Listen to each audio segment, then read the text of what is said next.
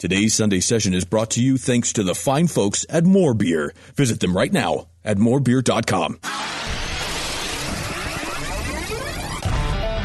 Feels like work. Shooting the shit for 2 hours, drinking beer and talking beer. What a wonderful experience. Can we not have the barf bucket near my mixing board?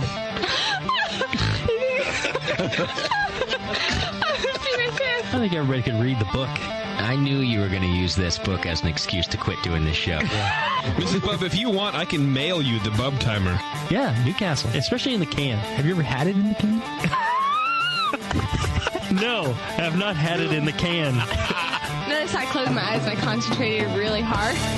Now, live from the Brewing Network studios in Northern California, this is the radio program for home brewers, craft brewers, beer lovers, and beer geeks. It's your only source for live beer radio that brings expert brewers together with, well, expert drinkers. This is the radio program with a head on it. This is The Session. Good afternoon, everybody. Thanks for joining us here on The Session. It's good to be back in the studio after a nice little week off. Yeah, I like weeks off. Yeah. Entire weeks. I like months off. Prefer months off myself.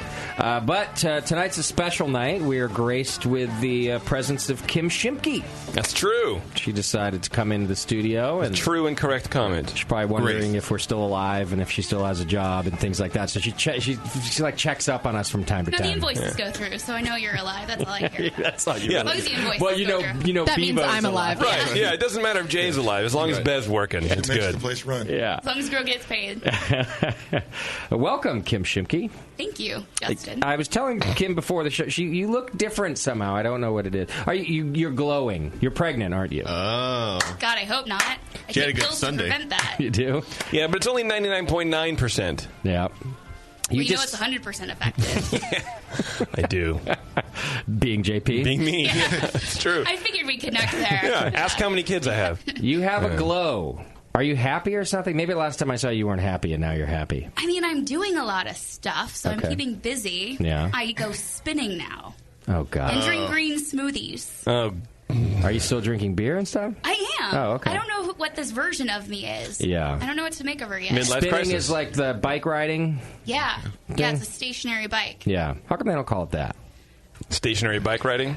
Right. Because it's so much harder than any stationary bike you've ever ridden. Is it? I see. Okay. So Yeah, I did it Get once. a group discount rate and go as a team. team building The exercise. saddest team ever. Yeah. Actually, I was going to update you on the BN death pool. I don't think that's a good idea for some of us. Yeah, that was the start of the year, right? Yeah, we did. I think it's. I'm still at the top of it. Actually, it wouldn't even be Are an you? update. Yeah. What's wrong? What's going on? I don't know. I've been having these problems with my feet. With your feet. Yeah, I know. Sounds like nothing, right? Using But, them? They've been like numbness and pain and stuff, Okay. right? And I was like, and I've been avoiding going to the doctor because I'm like, oh, it's like my shoes, right? So I keep trying different shoes and Right. And that, like, I did the ultimate. You know, I went to Hawaii for science. So I just took my shoes off for 2 weeks, Right. You know, and hung out on a beach, Yeah.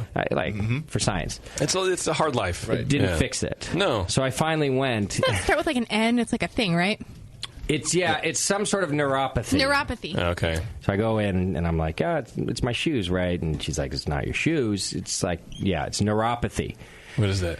It's my the nerves at the end at your extremities begin to die, basically. Oh.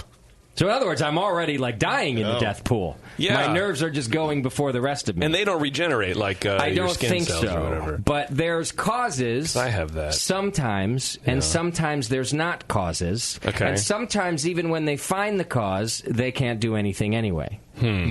So, of course, as they always do, they send me for all the tests, the blood tests. Oh, yeah. Would you like to know some of the potential causes? Yes, I really would. The number one cause. I'd also like to guess at some of these potential causes, but I don't want to because I don't know. One of them MS. By the way, Averie Swanson is here from Jester King tonight. We're going to be talking to Jester King Brewery. Welcome, Averie. Hello. I would just like to point out that no guest has ever shaken their head at me more in the first 3 minutes of a program program than Averie. So I think it's going to be a good show. Yeah, we're ready for it. Well, your feet are dying. Do you want to take? What do you think? Give me a reason. It would be as general as possible while being specific. It would be Burning Man activities. Okay. Drug use. Yes, you think? Right. Yes. Diabetes. That didn't come up.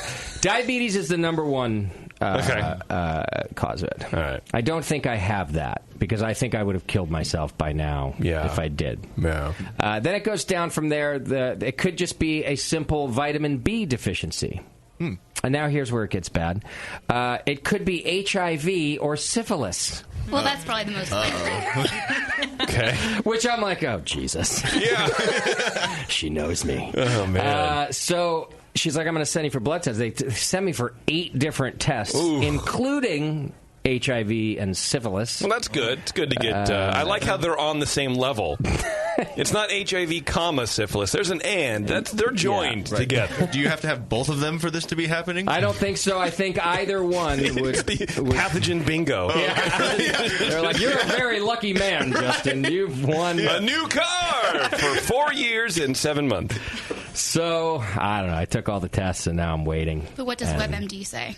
See, I don't do that. WebMD says that he's pregnant. He's pregnant. Yeah. With cancer. I'm pregnant with cancer. He will birth more cancer. Pregnant with a tumor. Congratulations. I'm ordering some life insurance on you right now. Thank you. We should all take out life insurance on you. Well, these are the things that annoy me, right? Because with my luck, I'll fall somewhere in the... You don't really have anything we can find and we can't fix it category. Yes. Mm-hmm. Where you just have to live with it and deal with it and they can't do shit which means I'm 39 years old and I can already barely walk and it will only get worse. Is it that bad? Like, how bad are you talking when you say it changes. It varies, but it's pretty bad. Like every morning... Mm-hmm. I can't walk very well. It takes me a few minutes to be able to... It's pretty bad, yeah. Wow. When did this start? About 6 months ago. Okay. But like I said, I was like, oh, your feet hurt. It's shoes. So I just kept... At your age, I would think that same. At our age, I would think the same exact thing. And I hate going to the doctor when they just tell you things that are obvious. Like you're coughing and they say you have a cold, or you go with sore feet and they say, yeah, you wear stupid shoes. Yeah. But no, it was a very quick diagnosis. Yeah, she's like, no, it's a whole other thing. Well, you haven't been diagnosed yet. Well, I've been diagnosed with the problem, just not the cause of the problem. Got it. Yeah, it's none of which sound good, by the way. Right? I agree. So did she prescribe not walking? No, she just prescribed the blood test, and she said, I'll give you a call when I know what's happening. What's wrong with you? And alcohol's okay? See, I'm glad you asked that.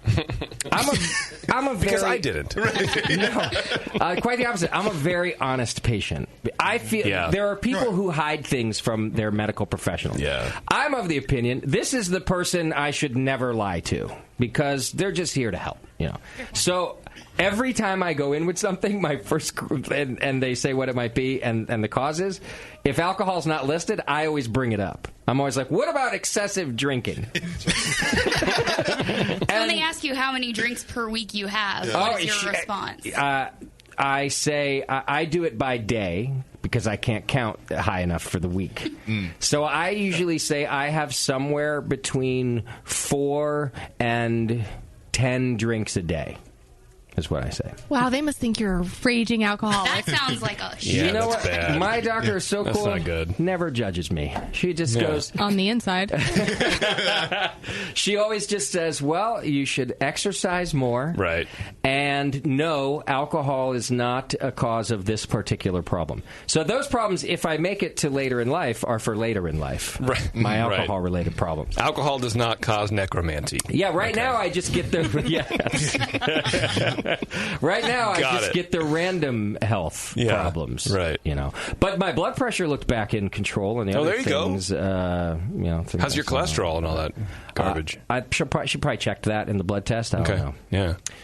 Well, God bless you, son. Yeah, it's really uplifting news there. Yeah, you're welcome. Right. Bev, you know what I think we need to do for a bit is get a priest on to give him the last rites, while we can. Let's do it on the next show. Yeah. The next show could be we should play the What Pathogen Does Justin Have game. Let's get a nice it could be HIV, it could be syphilis. But syphilis is curable if it isn't to a certain point where it starts killing your brain, right? I guess. So are you at the point where it's killing your brain? We have gender confusion. That is highly possible. I feel like my brain is different lately.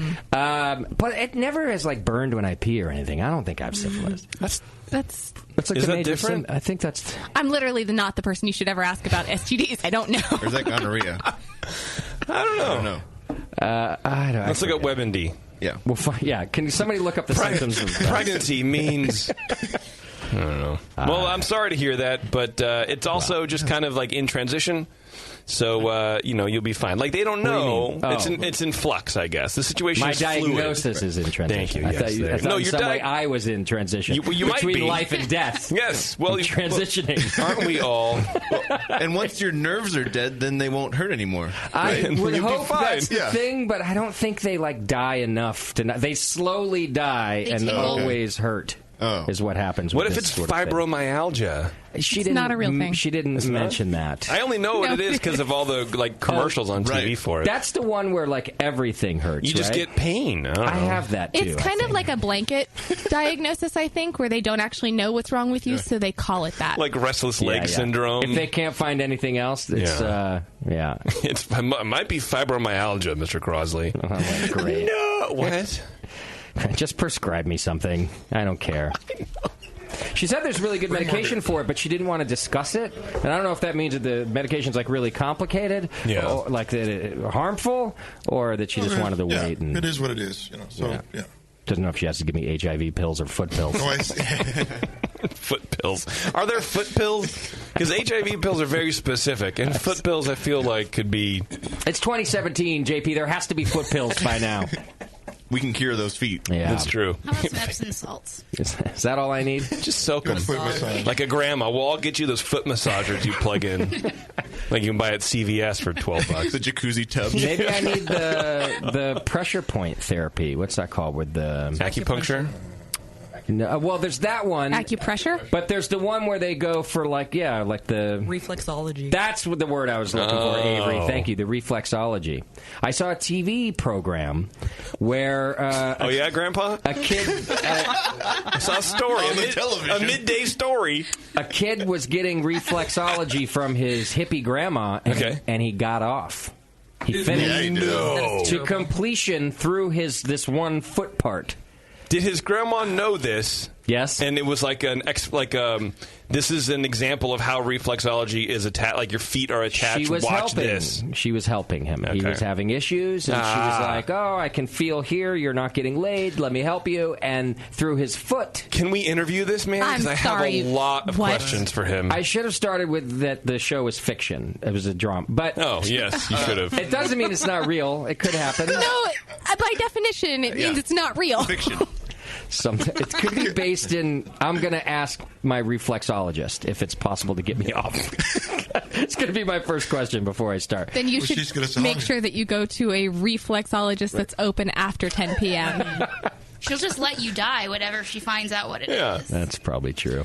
She's like, he just wants to get off. I won't work on the part that will save his life. Yeah. I would recommend going before 11 o'clock in the morning because I feel like with the amount of beer you drink during the day, if you go anytime after 5, you'll end up going to a mixologist. And I feel like that won't help. That could happen. Yeah. It does help, though, sometimes. It helps with the pain. That's true.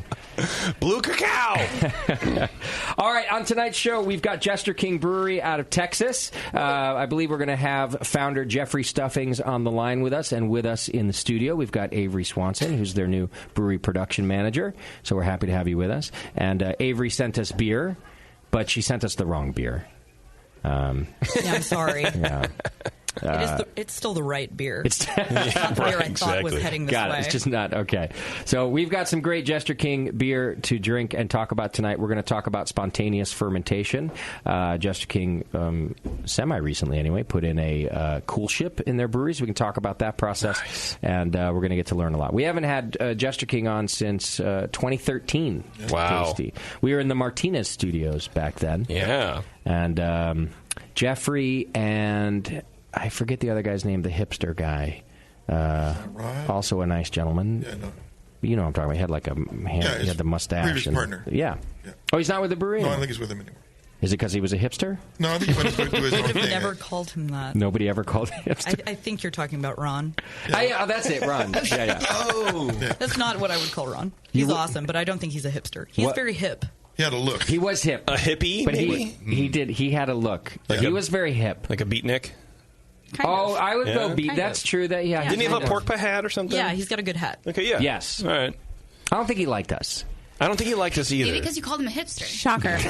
Well, we didn't like go and punch him in the nuts and go, "Hey, hipster, come in the studio." I think he seemed like a very smart man. I think we were too stupid for him.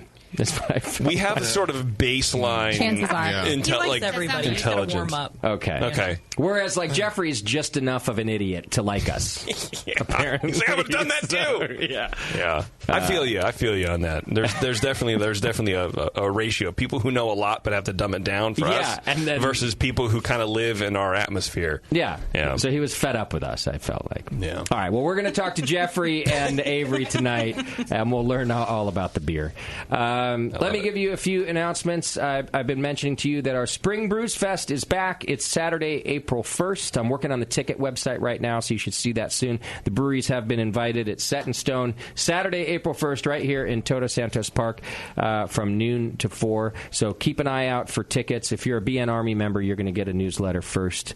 I'll make Kim do that or something. From Kim You'll get all Shimke. these exciting things that Kim does. Yeah. And more.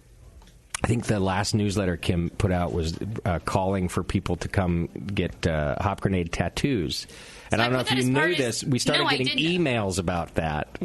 And I was like, oh, I Jesus. did, because you CC'd me on... No, but I heard that this was a thing. I didn't make that up. Yeah. Eric told me about it. What thing? He said that you actually were looking to get someone on air to get a hop grenade tattoo. Who And we found my someone Eric? willing. Eric here? Yeah, we had 3.5 hours from Paso here on Christmas. That's right. Yeah. I don't like it when my two businesses intermingle like that. You already had people get tattoos on the air. Yeah. Yeah, Maybe that's what you meant. Maybe I mentioned it like a while ago that we were going to do that or something. From the Firestone Fest? Well, Like when we were in the RV? So people could listen to the whole show. No. Oh, okay. Yeah, that's true. I was going to say, then don't mention that because... The problem, I think that Kevin won't let me do it here. Health and safety I think the health regulations or department whatever. won't let you do it here. But they did it at Downtown Joe's I know, several but times. That's not a good measure of Oh, whether you're or right. not You're it's probably legal. right. Funny thing about recording You're probably devices right. is they're mobile these days. These days. It wasn't in like 1942 when we did it. No, I don't leave the studio anymore, Kim. Yeah, his feet hurt. He can't. Do we have to fireman carry you out? Like Warren and I have to like just lock wrists and go for it? I'm having my lazy boy delivered later this week, and then yes, you guys have to carry me out to my car from now on. I'm into it. Yeah, let's do it. Anyway, if you're a member of the BN Army, you get first notice on all these things on when tickets go on sale. But the Spring Brews Fest will be Saturday, April 1st, so keep an eye on for that. And come out and join us. We're going to have just as many breweries, if not more. How many breweries do we have signed up right now, Bebo? 23 already. Oh, we're going to have more breweries than last year then. And it's always a good time. Isn't it, Tasty? We put on a great fest. It's always the best fest around. Yeah, I think we do it right. No. So keep an eye out, and we'll let you know what's happening. We're also planning for our San Francisco Beer Week events here at the Hop Grenade. We've got a few planned for you. We've got Beechwood Barbecue coming up to do a show with us, one of our session shows. I've been trying to get that dude up here for years. Right? And I want to be up here with SF Beer Week, so I'm glad that we got him up here. Yeah, so Julian's coming up and bringing, I think, at least 10 of our taps. That's half of our taps will be turned over to Beechwood Barbecue Beers. That's literally some of the best beer, if not the best overall, in the entire Southern California area. Oh, yeah. Like, if you look at his clean. portfolio as a whole, yeah. Every style is just perfect and beautifully done, and that guy is so smart. Yeah. Knows a lot about it. So, and handsome. I don't know if you noticed. He's pretty handsome, that's true. Small hands, though. He has tiny hands. Yeah. So Julian will be up. We're doing a Beechwood Barbecue event. We're doing an event with Phantom Carriage, which brews some wonderful beer. Hen House is coming in to do a double IPA release with us. And, I don't know. We might even have some planning the younger. We don't know yet. We got some last year. We never know. Cool. Oh. The brewery the Russian River doesn't really tell everybody who's getting that beer.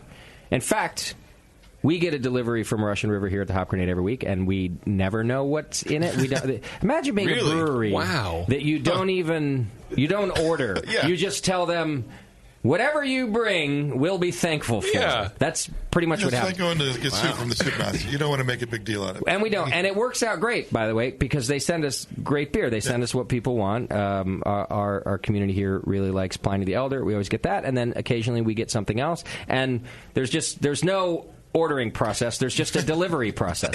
There's not enough to go around, so you have a standing order. Yeah, right? It's a and lot they like Pappy Van Winkle. Yeah, they where, just like, give you what you get. You sign up, and you may want 6 cases, but you'll get one, and you'll love it. And you'll love it. Yeah. You'll thank us for it. So we're stoked about that. But what my point here is, we're already getting phone calls. Will you guys have Pliny the Younger? And the callers get mad at our staff because they're like, well, we got it last year, but we don't know. And they go, well, what do you mean you don't know? They don't tell you? Actually, they don't.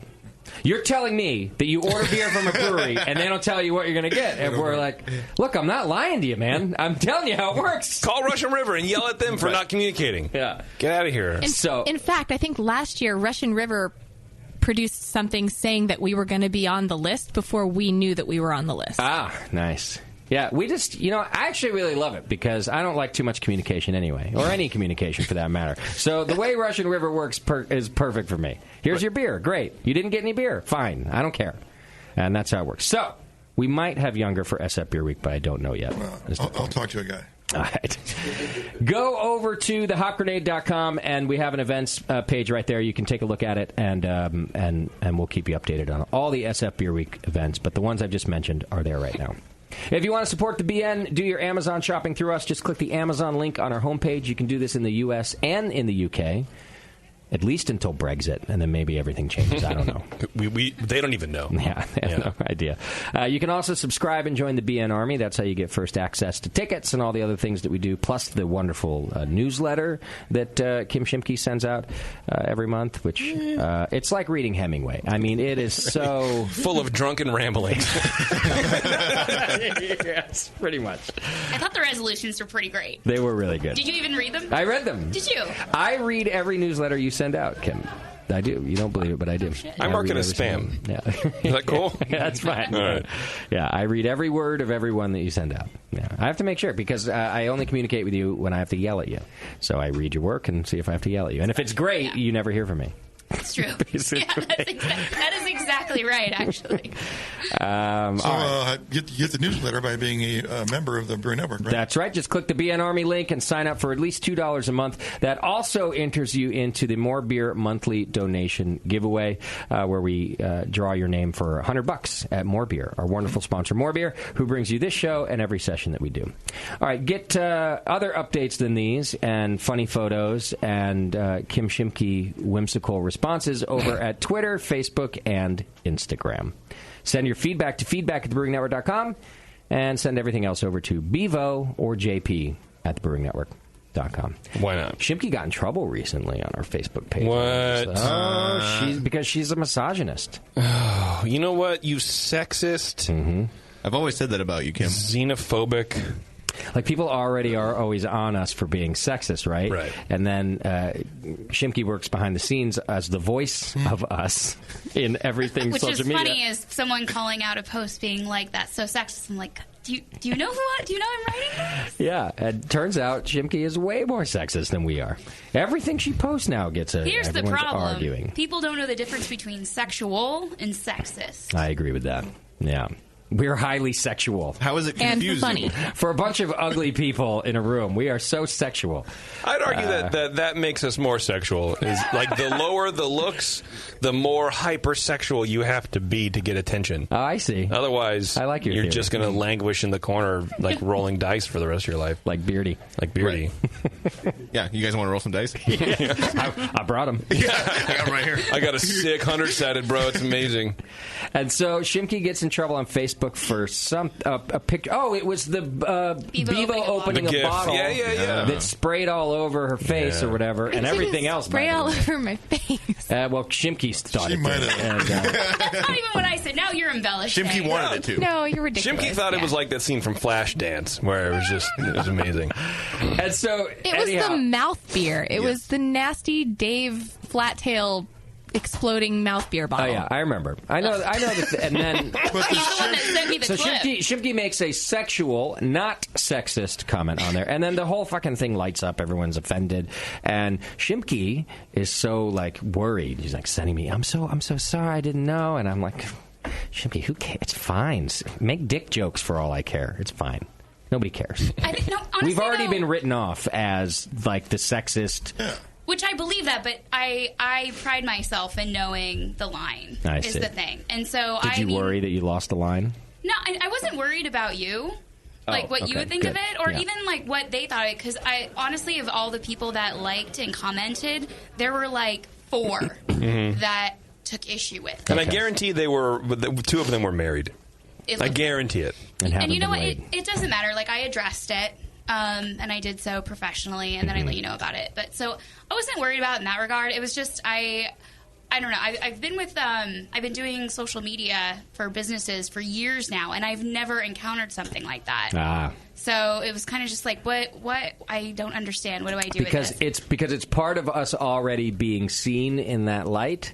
And so now we don't get any leeway, right? So everything we do, if it's sexual, becomes sexist. Yeah. Or if it would have not been offensive on, say, somebody else's blog or whatever, it is offensive on ours because we've already been labeled. Right. So in other words, I've set you up for failure. You've done great until now. I've done fantastic. Yes. Welcome to the club. And everyone's saying, like, you know, how they treat their female employees. I'm like, I'm the female employee that's actually writing this. You're the only other. There's 2 female employees. Right. You're the second one.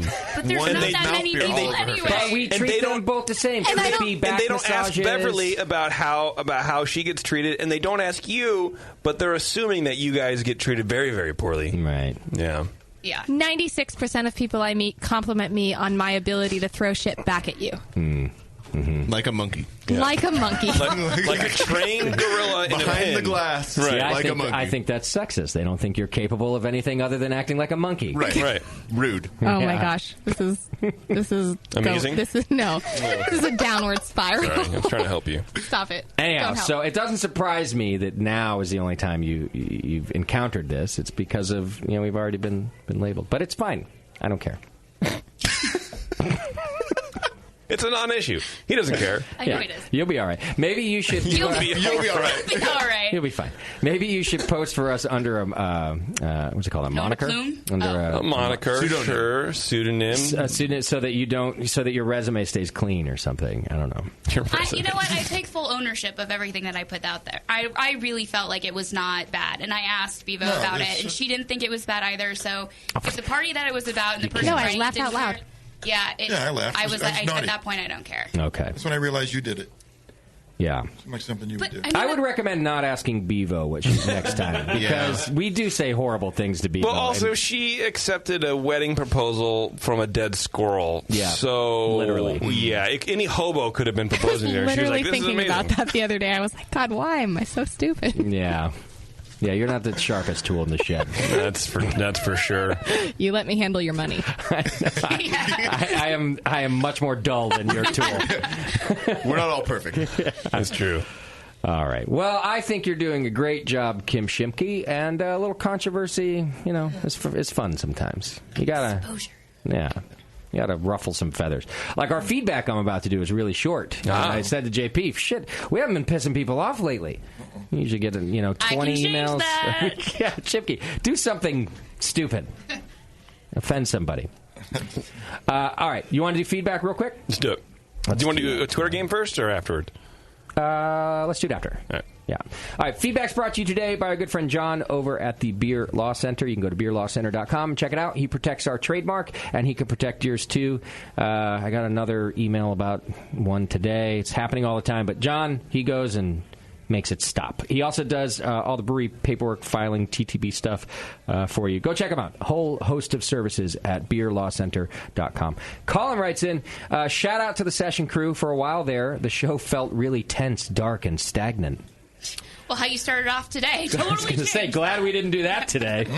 But over the past few months, the show has been excellent. Even douchebag JP has been a pleasure to listen to. Wow. And how do you expect us not to be dark? Right. And when you get comments like that, JP. Thank you very much. You know, I'm a person, too, and I may not be a woman, but I feel the sting just as much as an overly emotional creature. Like, I'm just kidding. I don't know. I'm just being a dick. Besides, you're douchey. I wouldn't call you a douchebag. That's a whole other thing. That's true. Douche? Well, the clarification is a douchebag actually has a use. Okay, and I don't actually do anything. So I wasn't helping. No, you weren't. All right. But he does say we're doing great interviews and guests. Particularly love the Founders episode. Just wish it had been a little longer. I guess the Founders guys had another event here at the Hop Grenade, so only a short time with JP. But anyhow, keep it up, guys, and Bevo. But he goes on to say, I'm ecstatic for the Hop Grenade opening up in Fort Collins. Although he writes it as FOCO, which I guess I have to get used to the acronym for... FOCO. For Fort Collins. I think that's... Coloradans like their... They're the ones who call San Francisco Frisco. Frisco. They're the only people in the entire state. Like, nobody else likes to hear Frisco. But And then you got, like, the little downtown Denver parts called, like, Lodo. And, they're trying to be hip. Anyhow, so I guess we're opening in FOCO, which I announced on our last program. He says it's a great beer town and loves our new location. There are several new breweries in the area. One more coming soon, the Gilded Goat. And then he goes on to list some of his favorites. Let's see. One of my favorites, which is right near us, is called the Zwei Brewery, which I've had their beer. Really good beer. He says their Vienna Lager is one of the best around, and the rest of their German beer style lineup is really good, too. I agree. Zwei is an awesome brewery. I hope we get some of their beer on tap there. And, opening in the summer of, what year is it? 2017, of this year, 2017, in FOCO. All right, and then Benedict writes in, hello, asshats. I really loved that you let some European brewers creep into the program. Also love the Old Republic Brewery show, and how, I think he means me, how I butcher German words. Oh, wait till you hear me try to pronounce the Jester King beers tonight. Good luck. Averie, what's the really long one that's in there? Schnuckenkoodle? Gotlandstrika. That's it. Schnuckenkoodle. I was close. You're close. You just point at menus when you go places. Yes. Like, I'll have number 4. I'm that guy, yes, I do. No, I pride myself on how good I think, like, in my head, I'm really good at it. Yeah. So I just blurt out words. Yeah, like Schnuckenkoodle. I've worked for you for almost 3 years, and I don't think you know how to spell my last name. No, I'm lucky I can pronounce it. It's going to be Schnuckenkoodle here in a second. S. Don't There's try. a C. S. You're going to be here all night. C. Visualize. H. It's like Common Core, but for alphabet. I-M-K-E-Y. MOUSE. Did you feel like you had to fuck it up there at the end? 'Cause Wow, you're doing so well. you were doing great. All right. No comment. He gives me a little education, but I don't really know what it's in reference to, but they're weird words. Spundaprat and Kellerfee. I think they were for the guys from Old Republic were saying some things. I forget, too. It's kind of vague, and I just didn't remember last week's show. So, all right, well, he wanted me to know that Kellerfee means cellar fairy. There you go. So he does have one wish for our show, is to do another show with Destroysa. Yeah, that was like a 6-hour show or some shit like that, wasn't it? Yeah. It was amazing. That was a good show. But remember, I don't think they like us anymore because I showed up at their brewery drunk. Far away. Oh, really? They did the whole night with us. So it's about time that you turned somebody off to the show instead of me. Yeah. No. I think that one was my fault. Haven't heard from them since. Have you reached out to them on several occasions? No. That's probably why. That's part of that whole communication thing he doesn't do. Yeah. It's true. Oh, you got to ask people to come to the show. I wonder why I don't hear from them anymore. Huh. Yeah, I don't reach. People reach out to me. Do you know who I am, JP? No. I'm still learning. You should stop talking. He says, or do a show with Danny from Phantom, which is a show we haven't done, is it? That would be cool. We've heard a lot of the European breweries we've had on have referenced Phantom and how influential they are and the beers that they produce. And we get some of their beers, but that'd be cool. That'd be a cool show. I think that would be a good show. JP and Bevo, Maybe you can work on that for us. Yeah, I will. You send an email to Bevo reminding her to work on it. Somebody we know knows Danny over there. I'm sure. We'll I think figure you'll that have out. to go to him to do that interview.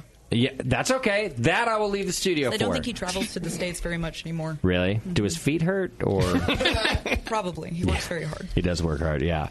No, that going to Belgium, we're down with that. Well, we know that didn't cause Justin's feet to hurt. I was literally just going to say that. I think we were all thinking it. All right. Do we have a Twitter game today? We sure do, Justin. Thanks for asking. Our Twitter game is brought to you today by our good friends over at Great Fermentations. You can go to greatfermentations.com.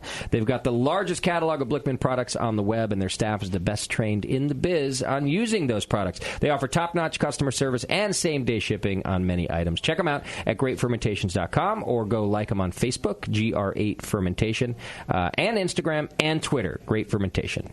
GreatFermentations.com. What's our Twitter game? Well, this is in no way a reference to our current president, probably the most progressive president we've ever had. But I would like to, Justin, you are building a wall, a metaphorical wall, but also a physical wall. Okay. I want people to think about if you had to build a physical wall and get it past, funding through Congress or whatever, just whatever, what would you build it around and why? Okay. If I was building a physical wall. Physical wall. I mean, you could go metaphorical just me, too. not the but just you, me. Justin. What would I build around and why? Yeah. All right. That's our Twitter game today. Send it into Twitter. It's so existential, you guys. Just Twitter. You like that? Just put it at Twitter. Follow us at Twitter. That gets to us, right? Yeah. I mean, they're like the mail service. They forward it along. Yeah. I think it's fine. That's what I thought. Yeah. It says my name in it. It'll get great. here. Yeah. Right. Twitter on the internet. Yeah. .com. Yeah, if you do it on the internet, it's fine. Don't do the other Twitter. Yeah. Sometimes you get the tubes crossed, and it's weird. No, but a restaurant called Twitter. Isn't that a great idea? I wonder how possible that would be. I mean, they're different businesses, but yeah, it's not in the same. They would have had to specifically trademark bars and restaurants under their. They probably did that, but you could ask John. I'll ask at the Beer Law John. Center. Find out where Twitter's trademarked, will you? Because I'm gonna. All right, we're gonna take a quick break. When we come back, we're gonna talk to Jester King Brewery. We're gonna drink some of their beer for you. Listen to us drink their wonderful beer. Or you can come down to the Hop Grenade because we've got some on tap and we've got some in bottles. So come and join us. Hang in there. It's The Session. We'll be right back.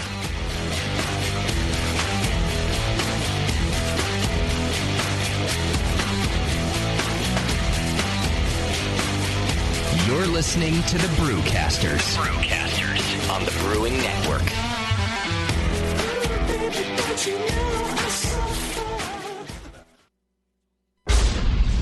The 21st Amendment. Watch out! Do you like beer? They make beer. Watch out! Do you like friends and fun?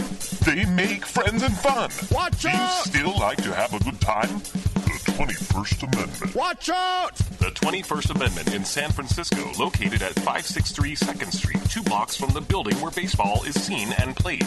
Try their beers in the pub or try them in the can, featuring Monk's Blood. Made with real monk. Watch out! So why not have the best time of your life? Go to the 21A and Sean O'Sullivan will personally greet you with a can of Monk's Blood. The 21st Amendment. Watch out! This advertisement is not in any way affiliated nor associated with the 21st Amendment Bar and Pub, nor its subsidiaries or affiliates. This telecast is not copywritten by the 21st Amendment for the private use of the Brewing Network. Any use of this telecast without Jamil Zainashev's consent is prohibited. Suck it, JP. The Vault, created by White Labs. The Vault is a collection of new, creative, and unique yeast strains from around the world. These strains have never been available to homebrewers. Most have not even been available to professionals. You have the power to release the yeast. Through the Vault, White Labs is giving you the power to decide which strains are put into production and giving you the opportunity to brew with these strains. Visit whitelabs.com/The Vault and pre-order the yeast strain of your choice and encourage your friends to do the same. Once 250 pre-orders have been achieved, White Labs will put that strain into production. The strain will be mailed directly to your doorstep, ready to make the beer you've always wanted to brew. This program was created with the homebrewer in mind. White Labs is relying on you to help release these strains, which may blaze the way for future new and unique beers. Help release release the yeast. Visit whitelabs.com/thevault. Brewing great beer is a process of continuous learning, and the best books on every aspect of brewing can be found at Brewers Publications, with more than 50 awesome titles like Modern Homebrew Recipes by Gordon Strong, Designing Great Beers, The Ultimate Guide to Brewing Classic Beer Styles by Ray Daniels, American Sour Beers, Innovative Techniques for Mixed Fermentations by Michael Tonsmeyer, For the Love of Hops, The Practical Guide to Aroma, Bitterness, and the Culture of Hops by Stan Hieronymus, and Radical Brewing, Recipes, Tales, and World-Altering Meditations in a Glass by Randy Mosher, plus many, many more. These are the books and the authors with the knowledge to push your brewing farther than you thought possible. And you'll find them all at fine homebrew and book retailers everywhere. And visit the website at brewerspublications.com. Brewers Publications, all the best on beer and brewing. Since the first time the Brewing Network microphones turned on, More Beer was behind it. More Beer sponsors the programming on the BN because, like you, they love brewing. And like the Brewing Network, they love sharing their knowledge. Morebeer.com isn't just a website to place your next equipment or ingredient order. Morebeer.com also gives you access to free beer information that will make you a better brewer. Go to morebeer.com and click into the Learning Center. You'll find podcasts, technical facts, video tutorials, and more, including access to The Buzz, More Beer's social network of more than 5,000 members. And some of them might even be crazier about beer than you are. Get over to morebeer.com today and take advantage of The Buzz, the forum, the Learning Center, and make sure you're signed up to receive the newest More Beer catalog. More Beer, bringing you absolutely everything for beer making.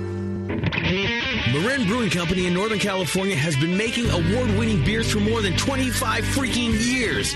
Today, I want to tell you about their new 12-ounce cans of Mount Tam Pale Ale. The good stuff, Mount Tam is bright gold, 5.5% ABV to keep you feeling good, and has been winning awards since 1989. If you're visiting the Bay Area, get your butt out to Marin Brewing Company. They pour tasty beers and serve great food every day until midnight. Come in for a tour, stay for the food, and pick up a 6-pack of cans of Mount Tam Pale Ale to enjoy at home, camping, biking, or whatever the hell you do. Owner Brendan Moylan has this to say about Marin Brewing beers. It's freaking awesome. Marin Brewing has won more than 100 gold medals in international competitions. Check out marinbrewing.com for all their award-winning beers, food, and merch. Marin Brewing Company in Larkspur, California. Award-winning taste, refreshing finish. It's freaking awesome.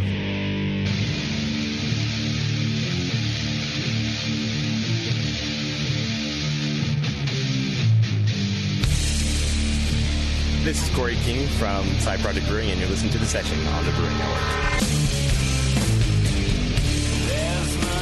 All right, welcome back to the program. Thanks for hanging out with us. We got Jester King in the studio and on the phone. Before we get to that, I just wanted to remind you of our good friends over at White Labs. They want you to know about the Yeast Vault. You remember that? If you haven't visited the Yeast Vault yet, check it out. It's a collection of yeast strains that White Labs has been curating for more than 20 years. Some of the strains have never been available until now. You can visit whitelabs.com/thevault and check out the current price list and pre-order the strain that you want released. Once there are 250 pre-orders, the strain will go into production, sometimes for the very first time. Help release the yeast over at whitelabs.com/thevault. All right, if I did this right, I should have Jeffrey on the line with us, too. Jeffrey, you there? I am. Hey, Justin, good to hear from you, man. Hey, you too. Nice. Welcome back to the show, man. Thanks for being here. Yeah. Good to be back on. We're glad that you sent Averie this time, though, because she's much more pleasant than you are, Jeffrey. I taught me everything I know. Totally agree.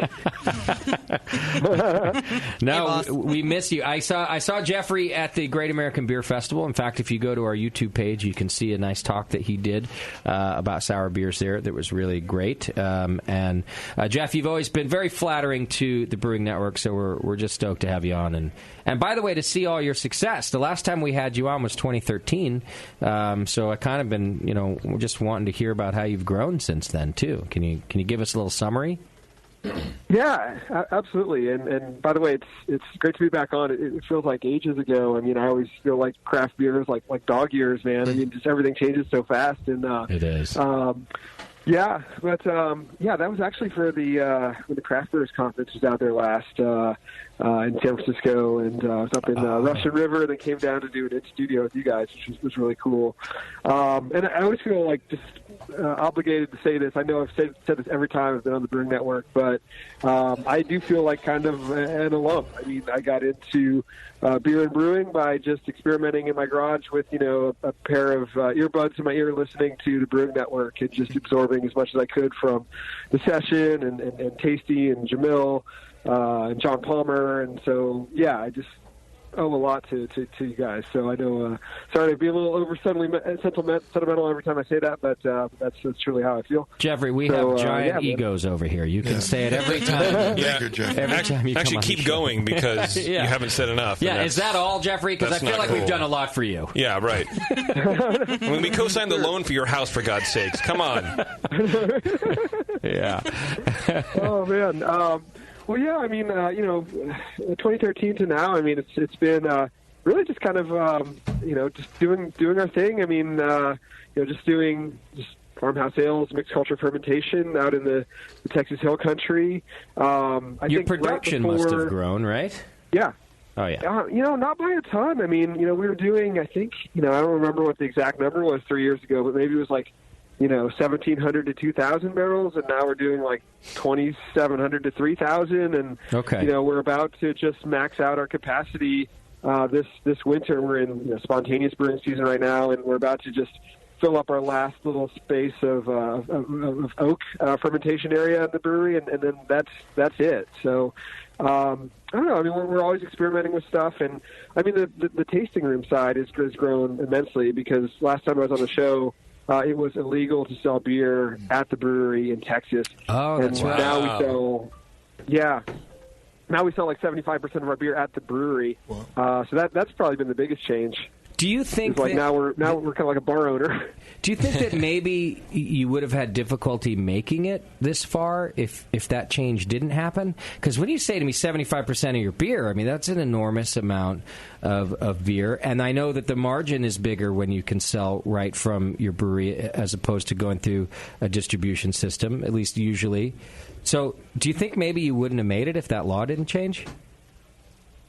Possibly, and I mean, I can kind of speculate as to what could have happened. I mean, for instance, we were making just a very, very small profit margin when we couldn't sell beer on site, and then just with like the stroke of a pen, the law changed, and all of a sudden we became fairly profitable business, and hired a bunch of people, opened up a bar staff, and we're actually able to get a loan to buy up a lot of land around the brewery, 58 acres to be precise. Oh, wow. And I mean, I'm under no illusions here. I mean, I believe we make good beer, but I think a large part of our business success has been kind of the experience of coming out to the brewery and enjoying just kind of the peaceful Texas Hill Country and hanging out with friends and family and bring your dog and all that.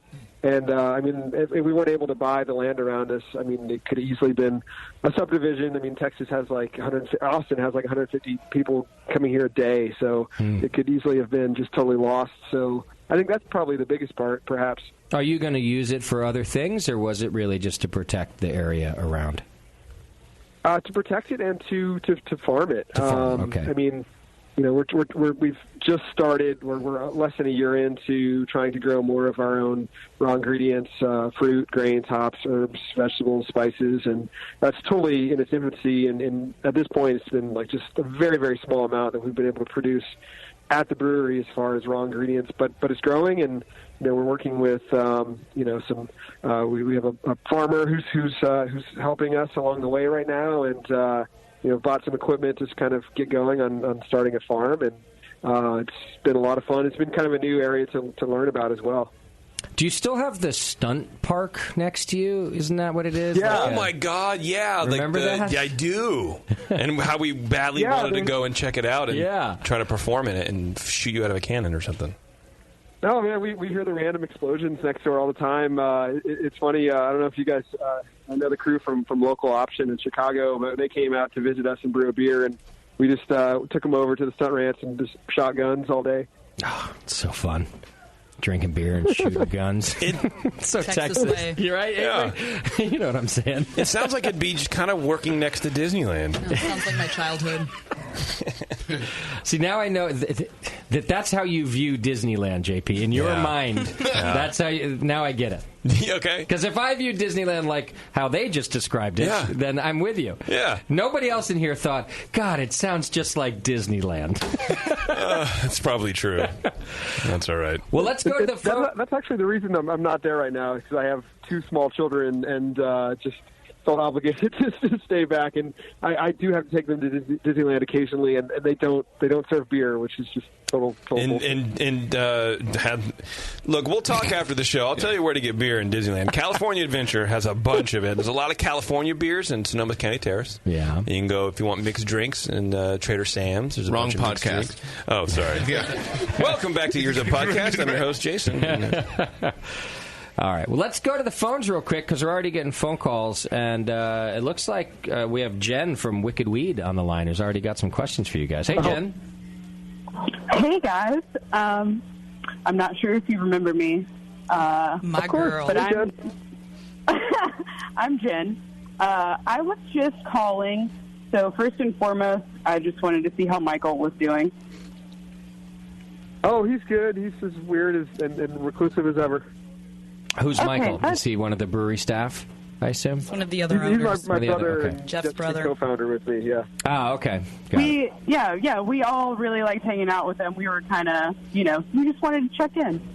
And then, secondly, how many Smirnoff Ices have you guys found in the past, 3 months? Not enough. Not enough. I've been All looking. right. I knew you planted some of them somewhere, and I haven't been able to find any of them. Oh, found, not downed. I say found. Wait a minute. Are you finding them and not downing them? I would definitely down them if I found them.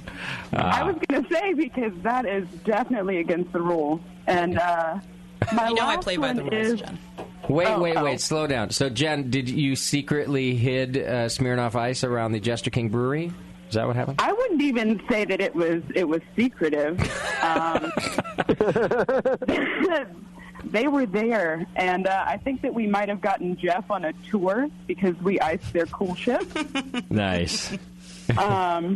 Which was, I think, my favorite one. But I do have one more question, and that is actually for our collaboration. No one remembers what fruit we're supposed to put into that.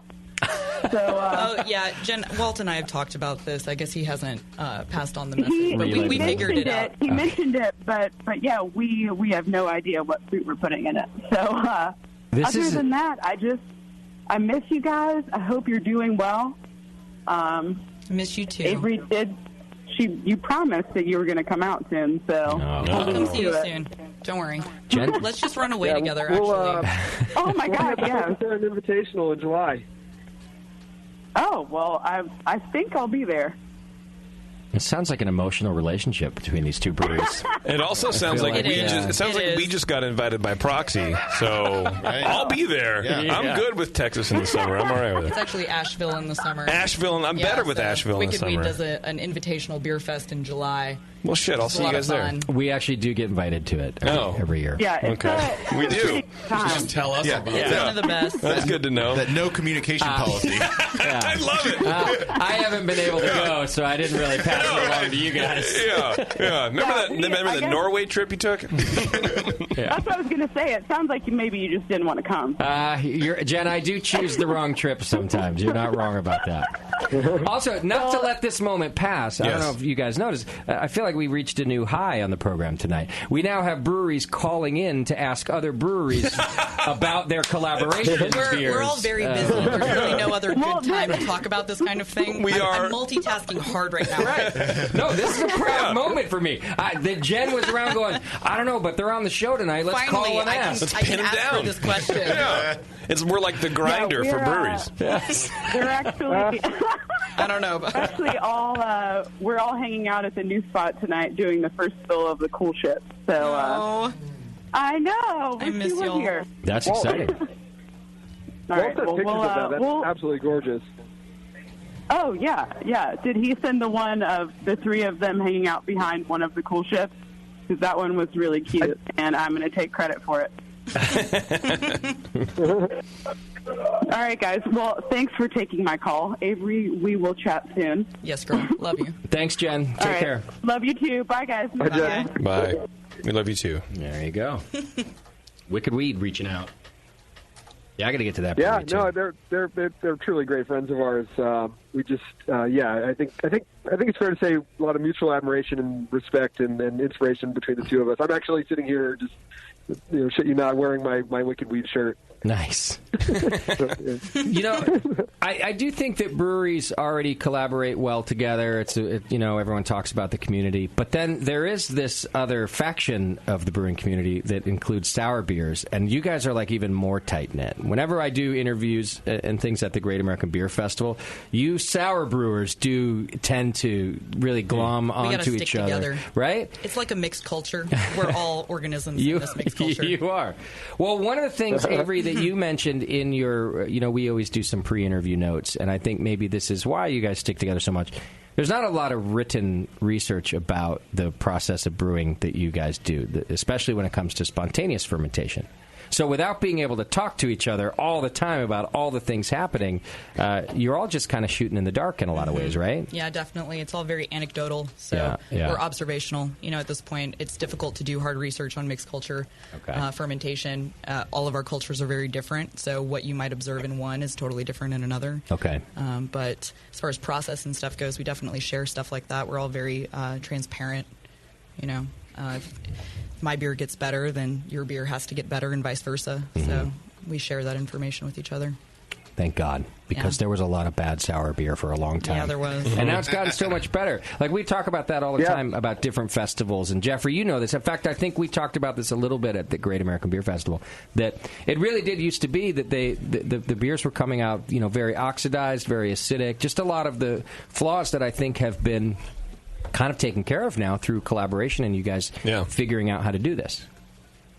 Yeah, I totally agree. I mean, I think a baseline for really any sour beer maker just has to be a willingness to dump beer. And speaking of Wicked Weed, I mean, one comment from Walt Dickinson, the co-owner, head blender there, is that, in many cases you're kind of buying a brewer's palate when you buy a sour beer, because, I mean, there is no perfect control, and at the end of the day, you're kind of just buying what someone decided tasted good and that was willing or worth sharing to the public.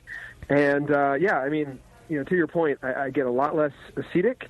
I get a lot less kind of like isovaleric or like kind of these weird kind of turpentine-y, garbagey flavors. Now I actually, when someone gives me a mixed culture barrel-aged sour beer, I expect it to be pretty damn good. Usually it's still a little bit more acidic, but at this point I think that's just kind of a personal preference thing. Like, one general point we always like to make is just like acid is a component in the flavor profile. Like, we're absolutely a sour beer brewery and wear that as a badge of honor, but we're not looking just for sour's sake and just want kind of a somewhat mellow, drinkable tartness. I mean, Justin, we've talked a lot about, like Lambic over the years, and, I don't think for the most part these are beers that are like screamingly sour. They're just kind of like mildly tart, the way like a white wine might be, and I just think that lends to drinkability, especially in a hot climate. Absolutely. And we're going to talk about your SPON series tonight. We're not going to drink it just yet. And I know, so that's, I think, even more difficult to brew when you're doing 100% spontaneous fermentation and then being able to control some of the off flavors that you're talking about. But first, before we get into that, I have, and Averie, help me out, kvass? How do you say this? Mm-hmm. It is kvass. We have that in our glass. Can one of you tell us about this beer and what it is? This beer is a really cool beer that we did in collaboration with a bread maker in Austin, Texas, called Miche Bread. The gentleman down there that owns that company, Sandeep, makes a lot of really amazing artisanal bread in Austin. And one of our other brewers, Sean, actually decided that he really, really kind of wanted to try out this style. So we put a bunch of rye bread in our mash tun, toasted rye bread, to kind of give it a little bit more depth of malt character. You can kind of taste a little bit of the bread in there, but it's been in bottle now for some time. It's begun to pick up a bit of acidity, but it's nice, super drinkable. I think it's like 3.4% ABV. Okay, but still has a lot of body and flavor to it. Yeah, there's just a tiny bit of I guess maybe it's like a lactic acidity, which is, I think, the easy on the palate kind, in my opinion, especially when it's really mild like that. Interesting choosing to put. What would be the difference, in your opinion, of putting rye grain in and putting rye bread in? It's a good question. This is actually a bit easier to lauter. Oh, yeah. So that's definitely sense. one of the things. But it's already had the toasty quality that comes about from toasting the bread itself. And again, I think it's just a little bit more depth of character. It's not as spicy. It's not as kind of that's true. It's a little bit more mellow of a rye character than you would find if you were just adding like flaked rye or malted rye to your mash. And is this beer one of in your normal production line that people can buy bottles of on We've the only regular? produced one batch of this. It was a 30-barrel batch. We do have plans on to do a few more batches of this, probably some smaller scale stuff, a little bit more authentic to or traditional kind of process for it. This is a really old style of beer that's made in Eastern Europe, like before people really were using just plain grain to make their beer. Yeah. You have a lot of leftover bread. What are you going to do with it? It's stale already. Yeah. It's a really great way of using bread that's already kind of, you don't want to just eat it. So I've been served that bread before at restaurants, by the way. Really? They should have thrown it away as well. They don't have a brewery local to them. They can't dispose of it. Yeah. You can't do a mash entirely out of bread, right? Because the enzymes would be broken you down. wouldn't have any so you'd sort have of to mix in diastatic. fresh grain. Yeah. It doesn't seem like it would be easier to lauter, actually. It seemed like it would turn into a soggy mess. Yeah, well, you would think, so, I don't know, Toasting helps. because all of the sugar has already been converted, you're really not looking for a whole lot of, like, enzymatic you wouldn't need it. changes. It's ready to go, Right, right? it's already sugar. Yeah. So it's In the kind of bread? just making you're just kind of dissolving the bread in liquid, basically. But we're not adding a whole lot of bread to it. Obviously, it's still like 98% malt. Sure. So it's just a small amount of bread added to the mash, but it's enough to definitely get a flavor out of it. Yeah. And not much color. Is this dark rye bread that you put in, or is it like white rye? It was dark, but I think it was only because we toasted it. Yeah, okay. But yeah, it wasn't especially dark bread itself. Let's talk a little bit about you, Averie, and how you came aboard with Jester King. I'm reading in my notes that you didn't have experience at another brewery, which is the same with Jeffrey. I'm wondering if Jeffrey's afraid to hire an experienced, like someone who has a better resume than him. So he's like, oh, well, just... Yeah, we're all just glorified homebrewers. But you're all great homebrewers. And so Yeah. tell us about how you started at the brewery and where you are now. So I've been at Jester King now for 4 years. I started out there as a volunteer on the packaging line. I had been working born and raised in Houston, had been working in a hospital down there doing clinical research after I graduated from University of Houston with a science background. I really did not enjoy working in the hospital. They wouldn't let me drink on the job, so that was an issue. So moved to Austin, had been homebrewing for several years, and had reached out to several breweries in town about volunteer opportunities. Jester King got back to me before anybody else, so I started out there. Volunteered for about 6 months, asked for a full-time apprenticeship after that, so did full-time brewing apprenticeship for 6 months, and then after a year, or after those, that year total, they hired me on as a full-time brewer. So did that for quite some time. I've been brewing there for 3 years. Production manager for a little over a year, and I just got promoted to head brewer about a month ago. Oh, you did? So, well, congratulations. Nice. Congrats. Thanks. Yeah, that's great. Huge. Yeah, thanks, Jeff. So Jeff's ready to go gallivant around the world, and you're the head brewer now. Yeah, exactly. Well, that's good for you, because had you stayed in the medical field, you'd probably be doing much better by now. Oh, yeah. You never really make a whole lot of money when you have a science background. Okay. So that you were part's not prepared really for that. Yeah. Okay. Yeah. And Jeffrey, so you that sounds like a real luxury, actually, to be able to work with somebody for several years, really, put them through everything, and then just hire from within. That's kind of a godsend. Yeah, absolutely. So much of my focus over the don't know. I mean, it's actually been 9 years altogether since I've actually been working on a brewery. 6.5 in Jester King, and then 3.5 just to get it off the ground. And so much of that time was focused on trying to learn about brewing and technique and trying to learn how to make good beer. But as time went on, I think really just kind of like building a culture within the company. Is really been really important, and I think Averie, as well as I think all of our staff, is really part of just like a collection of people that's just like smart, passionate, like good natured, friendly, asshole free. I mean, that's really just kind of like what really we're trying to build here. So I think Averie really just fits seamlessly into that, and that's not discounting the things that are critically important, like making good beer and having great palate, and being creative and detail oriented, and all those things that create good beer. But I think just Averie's been really great at kind of like helping build a really positive culture at the brewery, which is critical. I mean, we spend so much time away from our loved ones, like it's just a place where people we didn't grow up with, and aren't our family, and it's got to be a really positive environment. So I think that kind of commitment to building a culture has really helped Averie advance. I'm sure it has. Let's talk about just the kind of what goes on at the brewery as well, because in my opinion, you guys produce a lot of varying beers. Each beer very different from the last one that you brewed. So there's a lot of variety there, and a lot of creativity. I think different ingredients, and just also using wild fermentation and spontaneous fermentation. But I'm curious how the ideas come about, with you guys as a team. Is there a weekly meeting that you sit in and you develop these things, or is it luck that you guys just stumble upon some of these great ideas? What happens in the brewery? I think it's a bit of all of that.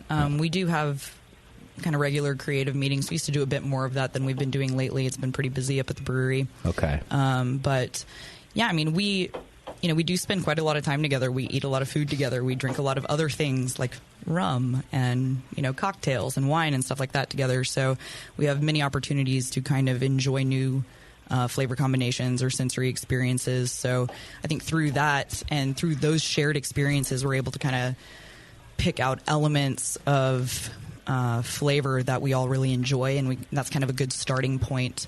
But we do also really embrace through our mixed culture fermentation the idea that not everything's not going to be the same every time we do it. We're not trying to make cookie cutter beer.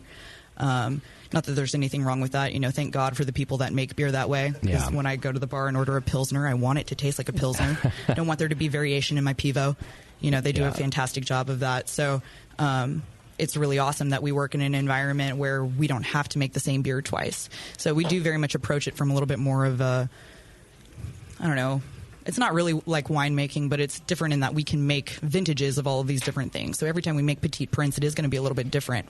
And because we're using a mixed culture that we kind of allow to evolve on its own, the culture itself is different. So each time we ferment that concept, that beer concept, it's going to be a little bit different. Okay. And I forget. Go ahead, Jeffrey. Oh, I'm sorry. Yeah, just briefly, Justin. I mean, and this kind of it falls in line with Jen from Wicked Weed coming in. I mean, I think it is such a wonderful community, and this goes in line with what I said before, also about being so beer focused, and now realizing this collection of people and the whole cliche that beer is people being so vital. I mean, Wicked Weed, or in this case, we were talking about Kvass, like Fonta Flora in North Carolina. I mean, Todd there is a wonderful friend of ours, and we've been talking about variations on Kvass for a long time. And we're out here this week. I mean, not me personally, but Averie was down today in Santa Darius, and the Gardeners in town, and we're working on blends together. And so I mean, just the cooperation of the brewers, I think is where a lot of our ideas hail from these days, as well as hopefully vice versa, people getting inspiration from us.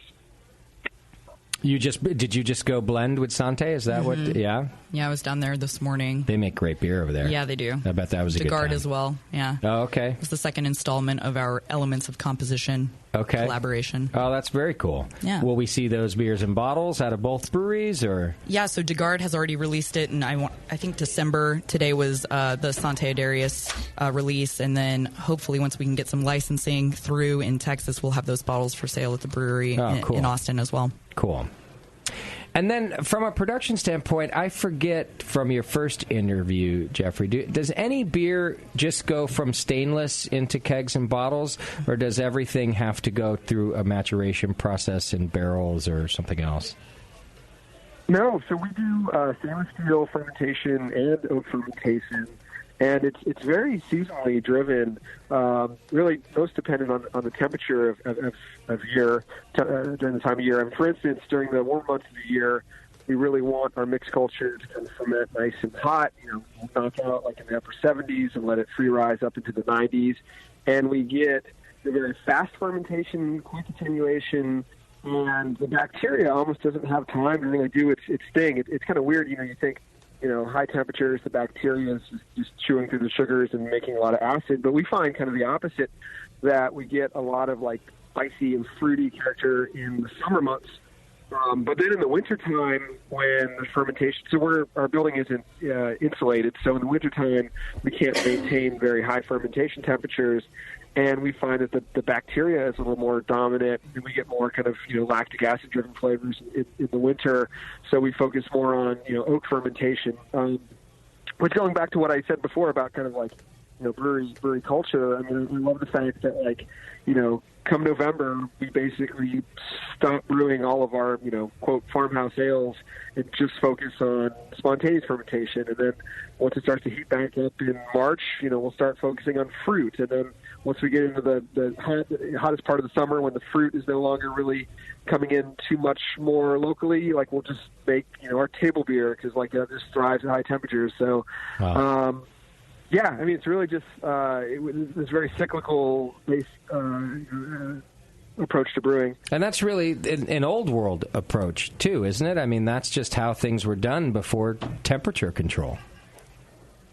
Yeah, no, I think so. I mean, we're just trying to achieve this kind of this symbiosis with our natural surroundings. I mean, this kind of goes to our core philosophy of the three variables that we think are most important: time, place, and people. Making something unique to a particular location, the time of year in which the beer is being produced, and then of course the impact that human beings have on the process. Because I can guarantee you could replace our cast of characters with a dozen other different people, and the beer would be entirely different, despite the same inputs of time and place. So.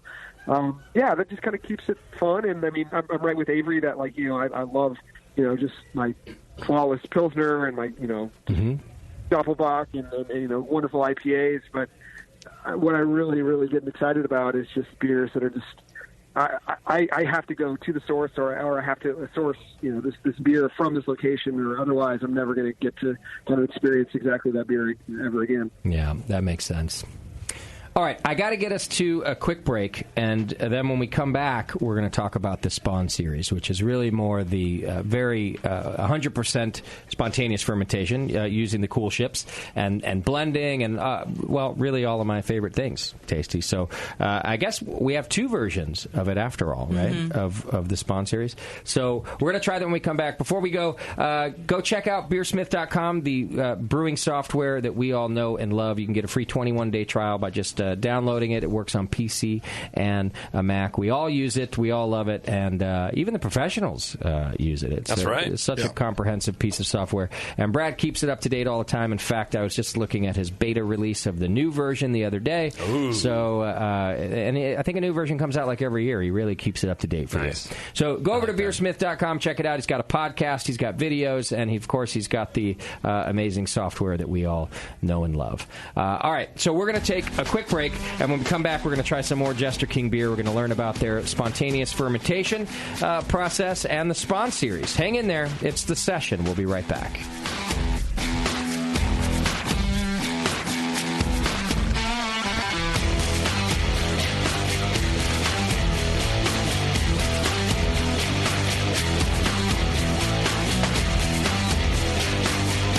You're listening to the Brewcasters.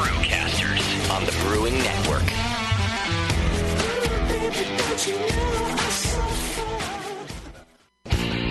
Your support of the Brewing Network means everything to us. We couldn't produce shows without you. And we love giving you something extra for that support. Like Brew Your Own magazine. You already know it's a great brewing magazine full of recipes, equipment how-tos, discussions of beer styles, and brewing techniques. Whether you're new to brewing and just starting out or you're an old pro, you'll always learn something from the articles in Brew Your Own. Plus, there are amazing special issues like plans for building a Brutus 10 system, 250 classic clone recipes, and the Homebrewer's Answer Book. Brew Your Own magazine and BYO.com are awesome resources for any brewer. Whether for yourself or as a gift, when you subscribe or resubscribe from the Brewing Network homepage, you directly support programs like this. Get a great magazine and support the Brewing Network. Subscribe to Brew Your Own right from thebrewingnetwork.com. Do you know the 3 most important rules in brewing? Sanitation, sanitation, and sanitation. And no one does it better than 5-Star Chemicals. 5-Star knows sanitation. You can only sanitize clean equipment. And 5-Star knows how to clean, too. For craft brewers and home brewers, 5-Star has what you need to keep your fermenters, serving tanks, kegs, and draft lines sparkling and free of any beer-spoiling bacteria. PBW, caustic, acid cleaners, Star Sand, SaniClean, lubricants and defoamers, pH stabilizers, and more. 5-Star Chemicals has cleaning supplies, safety supplies, heat exchangers, pumps, hoses, and valves. And 5-Star is proud to offer eco-friendly products that exceed customer expectations. If you have a cleaning problem, you need the 5-Star solution. Visit 5starchemicals.com or call 800-782-7019. 800-782-7019 and get the 5-Star treatment today. Are you looking for a simple brewing system that's great for all grain brewing, but everything on the market seems to be full of compromises? Blickman Engineering has the answer. The Blickman Brew Easy All Grain Brewing System. The Brew Easy is a complete system with easy upgrades and a beautiful compact design, perfect for any size brewing location. At its core, the Brew Easy is built on 2 gorgeous Blickman Boilermaker brew kettles, a high-temperature March pump, and either a top-tier gas burner or the new Boil Coil electric heater. The Brew Easy adapter lid allows the pots to stack on top of each other, forming an efficient, strong, and compact brewing setup that comes in 5, 10, and 20-gallon batch sizes. Upgrade your Brew Easy system with full automated control by adding a Blickman Tower of Power temp controller, and make moving around easy with the Blickman Kettle Cart. The Brew Easy is modular. If you already own a Boilermaker kettle, you can build your Brew Easy by purchasing just the modules you need. The new Brew Easy all-grain brewing system. See it today at BlickmanEngineering.com and brew with Blickman quality on your new Brew Easy. If you work in retail sales, the restaurant industry, or are a new craft beer enthusiast, or you know someone who is, you have got to check out Beer 101. Beer 101 is an online course created for anyone wanting a quick introduction to the vast world of craft beer. Beer 101 covers the history of beer, brewing ingredients and processes, vital stats like ABV, SRM, IBU, and gravity, styles, tasting, glassware, and pairing beer with food. The Beer 101 course is offered by the Brewers Association at craftbeer.com. Also home to the truly awesome Beer Style Finder, a visual guide to every beer style. Quickly play with color, bitterness, and alcohol content to interactively explore the entire world of beer styles with a gorgeously designed interface to your favorite beverage. The new Beer 101 course and new Beer Style Finder are only available at craftbeer.com. Craftbeer.com, celebrating the best of American beer.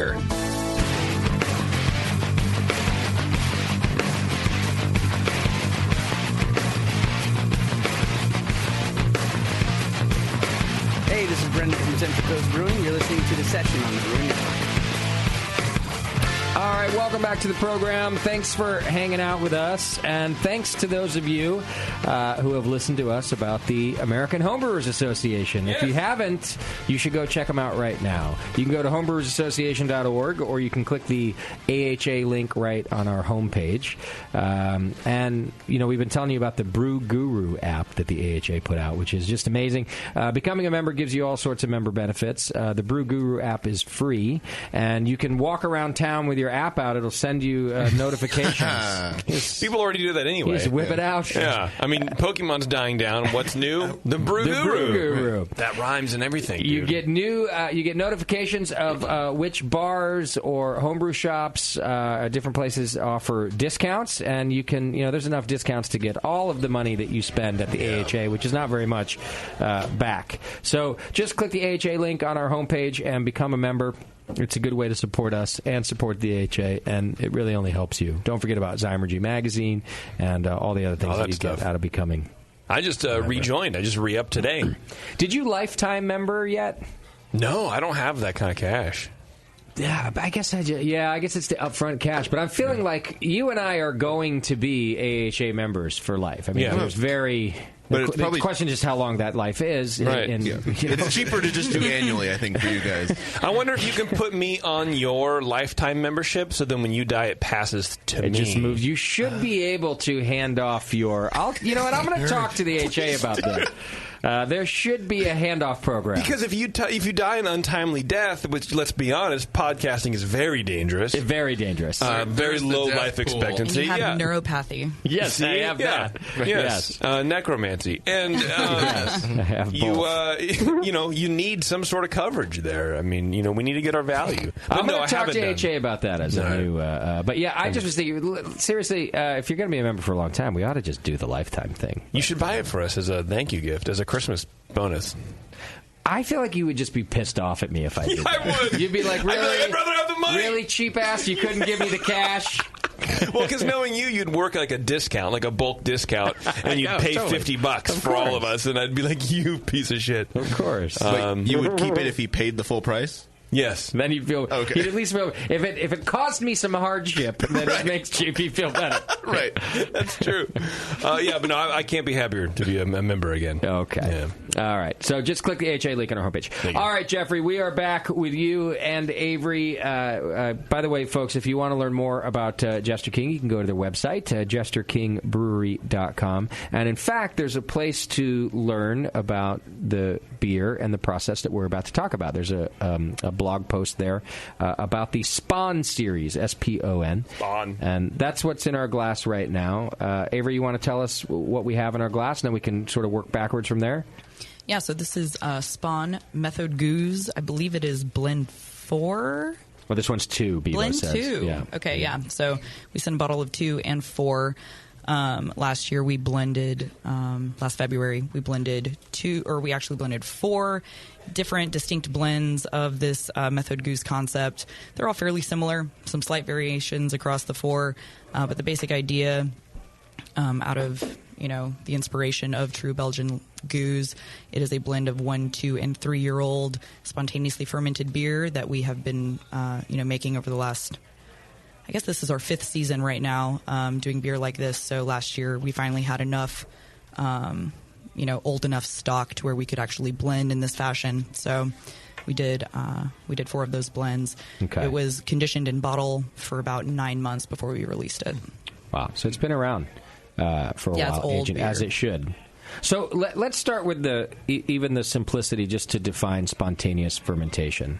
Can you help us with that? Yeah, absolutely. So at Jester King, we very much believe that spontaneous means that we are not actively pitching any yeast into this wort at all whatsoever. So we go through a pretty rigorous turbid mash schedule for the brew day, traditional 4-hour boil, aged hops that we're aging on the property in a horse barn, knock out that boiling wort into our coolship. We have been using a coolship for the last 5 seasons. Last year, we did install a new copper coolship in the loft of our barrel room. Nice. So that last season was the first year that we were using that one. Prior to that, we were using a stainless steel coolship that was much smaller. Okay. That would kind of roll into the barrel room during the season so that we could knock out into that. There's photos of that on the website too, folks. You should check it out. Why switch metals? Yeah, with the new one. Good question. So copper is much more like the heat transfer properties of copper are much better. So we are seeing better cooling. Okay. The old coolship was about 18, 19 barrels, and this new coolship that we have is about 30, so 950 gallon capacity. Wow, and that's we're a seeing big coolship. Yeah, it is large. So what's the value of cooling speed so that it's done sooner? Yeah, so Less in time Texas, being it's not inoculated? especially cold. I see. So, if we're knocking out at 6 o'clock, 6:30 at night, and we are not racking out of that cool ship until maybe 9 a.m. or so. So this isn't an all-year-round thing. You have to do it when it gets so cold. Right. For the method goose, it is very traditional in this way. We can only do it between 30 and 45 degrees Fahrenheit outside. We open all the windows, open the doors, allow the cold night air to kind of, cool the wort down, and then airborne inoculation of microflora. So, and these would traditionally be placed like up in an attic. Is yours up ours high? Ours is in the loft of our, the mezzanine level of our barrel room. Okay. Go ahead, Jeffrey. Oh, yeah. I was going to say in response to Tasty, I mean, one of my concerns is just fermentation kind of going through the initial process and kind of kicking off at somewhat of a too high of a temperature. And it often is the case with these beers. Like, we kind of know if they've got a good shot of playing out relatively early. I mean, if like 2 or 3 weeks in, they're tasting pretty in a bad place, usually we know that it's not going to mature very well. So oddly enough, we're looking for almost like very, very like clean flavors, like right off the bat. Like if the the initial fermentation is very kind of Saccharomyces driven, and we kind of the beer may be like kind of bitter and grainy and astringent, but otherwise clean. That's usually a good thing, and that's why we just want to get down into hopefully the 70s pretty quickly. Which, as Averie mentioned, having a copper coolship for the heat kind of dissipation properties. And then also, just to be honest, I mean, Cantillon is a major influence for our SPON series, so it's pretty too. It just looks cool. Also, yes. Right. Do what the best does. Do other breweries? Let me ask this a different way. You were very specific, Averie, when in defining spontaneous fermentation, in saying that we don't inoculate the beer at all with other yeast. Is there alternate fact, if you will, a different version of spontaneous fermentation where brewers will say it's spontaneously fermented, but they actually add Saccharomyces or something like that? Well, there's a lot of layers to creating an environment where you're allowing airborne or ambient microflora to ferment this wort, right? So if you're not cleaning your barrels, if you're not steaming your barrels, if you're not doing everything you can to ensure that it's going into a fairly clean environment, we're rinsing our barrels really intensely. We're steaming for 5 to 10 minutes each barrel, and then stacking them in place and filling them with this wort. So effectively, there's nothing living on the inside of that barrel. Obviously, it's wood, and you're probably going to have some organisms deep in the wood. That's fair. But none of that stuff is going to be able to begin fermentation before what is inoculated via the cool ship is able to kind of take off. Okay. So. And now, even mentioning that Cantillon is such a big influence, and that goose traditionally is 100% spontaneous fermentation, was there concern that maybe the flora and fauna of Texas wouldn't produce the beer that the beer that, say, Cantillon gets? Because I don't know. He's always said, if I ever move out of my building, I can't produce the same beer anymore. Right? Yeah, like it's all he's just tried such a specific thing. So I'm curious, for you guys to start this program in Texas, was there concern that it wouldn't work?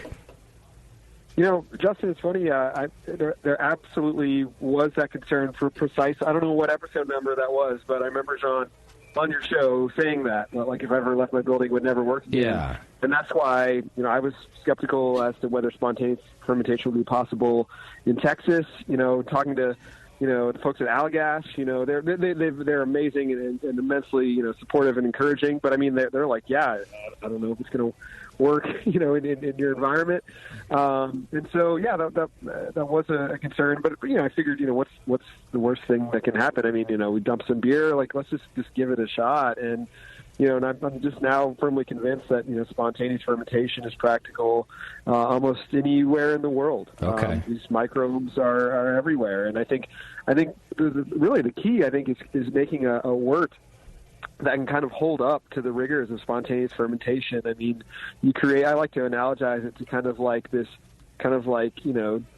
tough, unruly kind of adolescent who just wants to like fight anyone and everything in its way. I mean, that's the type of wort we make. I mean, it's like I said, it's bitter, it's astringent, it's got a lot of like raw grains and just kind of this rustic character, and it's really unpleasant for a long period of time. But give it enough time, and it kind of comes to its senses, figuratively speaking, and becomes very kind of like mellow and chill and pleasant to be around. So that's kind of why I think this is possible anywhere. You just make this hardy wort, inoculate it, and then just kind of let it go. And even when you say it becomes a little, it mellows out and some of those things go away. Any one of these gooses, is that the plural? Goizai. On their own are still not the best beer to drink. In other words, an unblended version is still not really all that nice. It's not good. Not until you have blended all of the 3 years together that it then really becomes rounded. And what's not good about it? I'll let me offer just like a slightly contrarian view to that. So, I mean, I think absolutely, the blending is an important part of the process. But I would say, in my mind, even more is the bottle conditioning process. I mean, I think you can take a single barrel that may be kind of shitty in many ways and just allow it, 9 months, a year in the bottle, and just kind of that, our former head brewer, Garrett Crowell, would always kind of speak of like the kind of like autocorrect mechanism that bottle conditioning provides, which I think there's really something to that. I mean, I think, and I can't speak really hardcore to the science behind it, but just like that closed environment when the yeast is kind of stressed and it's kind of just struggling to survive, and kind of take a beer that's heavily flawed and produce something that's really, really amazing. So yes, blending is important, but I would say, just as important, if not slightly more so, would be just taking beer from those lambic barrels and bottle conditioning it for a long time. I like that you bring that up because I do think that people don't talk enough about what happens in that bottle process, that bottle aging process. Mm-hmm. We've definitely talked about like bottle shock and how in the beginning, it's not going to be very good and you got to wait. And then, of course, we talk about carbonation, right? But you guys, I think, let these sit for like 9 months in a bottle. And what you're talking about is so many other things happening, to the flavors. JP, to answer your question quickly about what I think about the beers on their own before they're blended, is I find them to be very thin, and that what flavor they do have is really kind of obtuse. It really like sticks out. Like it, like the 1-year-old will have a really particular strong something, whether that be bitterness, if that's what happened, or spiciness, and the 3-year-old one, might have something completely different. But they tend to be barrel character for one thing. Yeah, but none of them are very complex on their own. They just, to me, they just sort of have these harsh elements, like these points. When you come to the blending process, you're definitely, you're looking at all of these barrels, and you're like, what is the primary element that this barrel kind of expresses? Is it oak? Is it body? Is it acidity, bitterness, whatever? And then when you come down to blending, it's picking those elements out of a large stock and kind of adding. You're like, okay, this barrel is going to provide the bitterness to this blend. Yeah. This barrel is going to provide the oak character, the acidity, etc. So you're definitely building this final beer using each of these things as single elements of the final composition. Right. Well, and when you blend from the barrels like that, if you're letting it sit in the bottle for 9 months and it's not just because it takes that long to carbonate, are there predictable changes that you see that you'll blend a certain way from the barrel that you'll be like, okay, this is how it's going to taste in the bottle? I feel like everything kind of begins to integrate really well together, where the bitterness is very pronounced in one of these barrels, and then you add it to 5 or 6 other barrels, and all of a sudden it's really not very bitter at all. So all of these things become very integrated together. And then also, and all of the science behind like how compounds are perceived isn't fully fleshed out.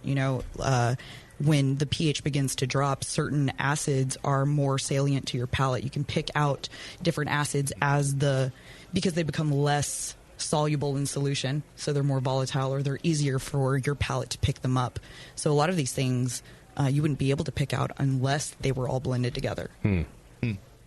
Does it matter what kind of horses are in the barn where Yes, you we have age the Shetland hops? ponies. You do, I Definitely. see. It always has to be midget horses. Yes. They double as service Just animals. a little bit of Yeah. horsiness. Just a little bit. You just want a little. So obvious. Why did I think of that? Nobody's ever thought. Just get little horses. Right.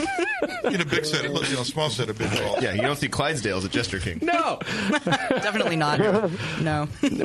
I read in your post about this beer that you guys did really kind of have to play with the aged hops, not only the amount of them, but that you felt you did it your first year, which I think it was like 2014 you started this program? 2013.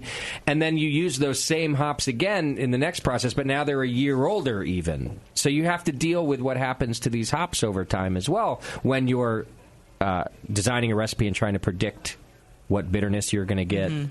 That stuff seems very difficult to me to predict when you're dealing with aging hops. And now we're going to do the same recipe, but the hops are a year older. Mm-hmm. You don't really know how it's going to affect anything.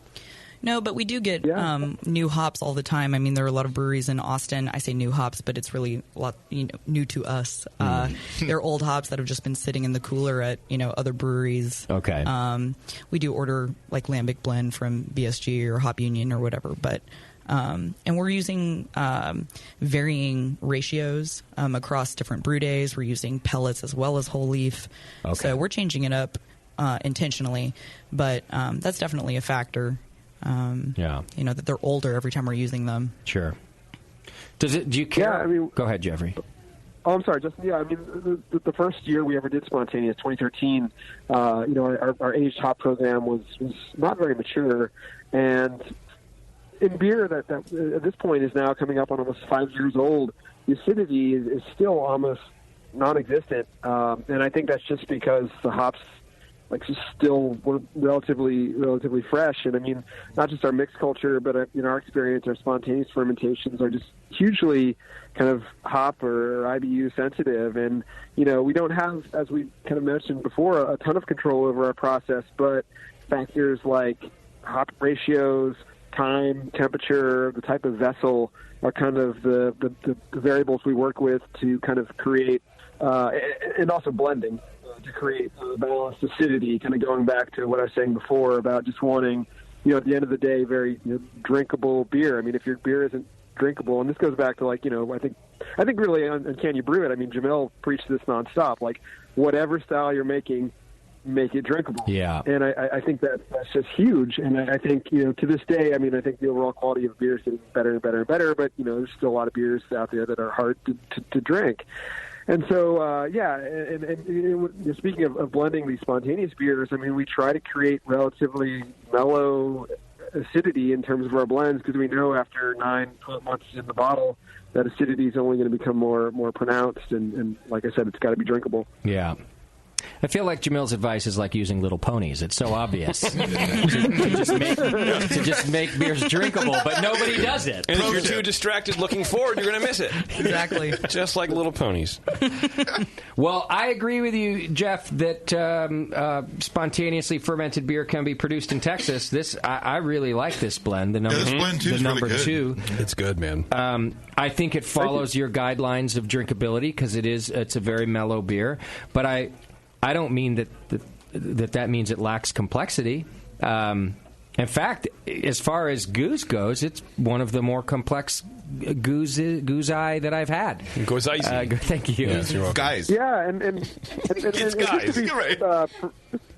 Just to be precise, and this has been a little bit of a somewhat controversial thing surrounding this beer is we don't claim it to be like an authentic Belgian goose. I mean, we use the moniker method goose, which is actually given to us by Jean from Jean Benoit from Cantillon. When we had bottled and blended this beer in early 2016 and was struggling with what to call it. So we're actually over in Europe for the Copenhagen Beer Celebration, the McKellar event, and took a little side trip to Cantillon to made an appointment with Jean and we brought him some of the SPON and asked him, would you taste it? What do you think about it? What are your thoughts? And he was adamant that goose only comes from Belgium, but then he added, this process isn't necessarily something that is super tied to to place. Like, this process obviously can be, replicated anywhere in the world with varying results. And so, John actually kind of suggested we call it method goose, in reference to kind of like, method champenois in the wine world. And I thought that was a great idea. I've been struggling with, what to call this beer. I mean, just explaining the process is kind of verbose. I mean, this like, turbid mash, extended boil, spontaneous fermentation, coolship, 3-year blend. I mean, that's kind of long-winded. And, how do and you were mentioning before, Justin, kind of like with spontaneous fermentation. I mean, I actually see spontaneous on a lot of bottles of beer that is not spontaneous, at least not the way we'd define it. And I mean, I love, pre-acidified wort, kettle sour, whatever you want to call it. But like a lot of people will say, like, this is spontaneously fermented from, the microbes on the grain of the beer, and, leaving out the part that it's, boiled 48 hours later in pitch of Saccharomyces. And, maybe I'm being a little overreactive, but like, I just didn't want this conflated with, something that took, 7 days to make instead of, 3.5 years. Well, and the reason I brought it up too is actually because I want easier and more clear ways to explain what beers are. It's kind of what you're getting at. It's already difficult to explain this beer, so I would rather there not be a variation on spontaneously fermented beer. I'd rather it be called spontaneously fermented if it is 100% spontaneously fermented. And if it's inoculated with something and then allowed to do some sort of spontaneous fermentation, I want a different word for that. And so that's part of why I was asking. Just to make your life and my life totally easier, For every word we make up, we have to remove 2. I'm fine with that, actually. All right. The words are but and the. Great. That's it. Opposite of tree planting. Yeah. So then do you not consider kind of what traditional kettle sour, do you not consider that spontaneous when you just mash in and let what's on the grain? I know you're not asking me, but I'm going to answer anyway. Thank you. Yes. Expert opinion. I consider that spontaneous if you're not inoculating with something physically, like something from the lab. You're not putting something in from the lab, then it's in my opinion. Jeffrey, what do you think? Jeff wants to make a distinction between those two.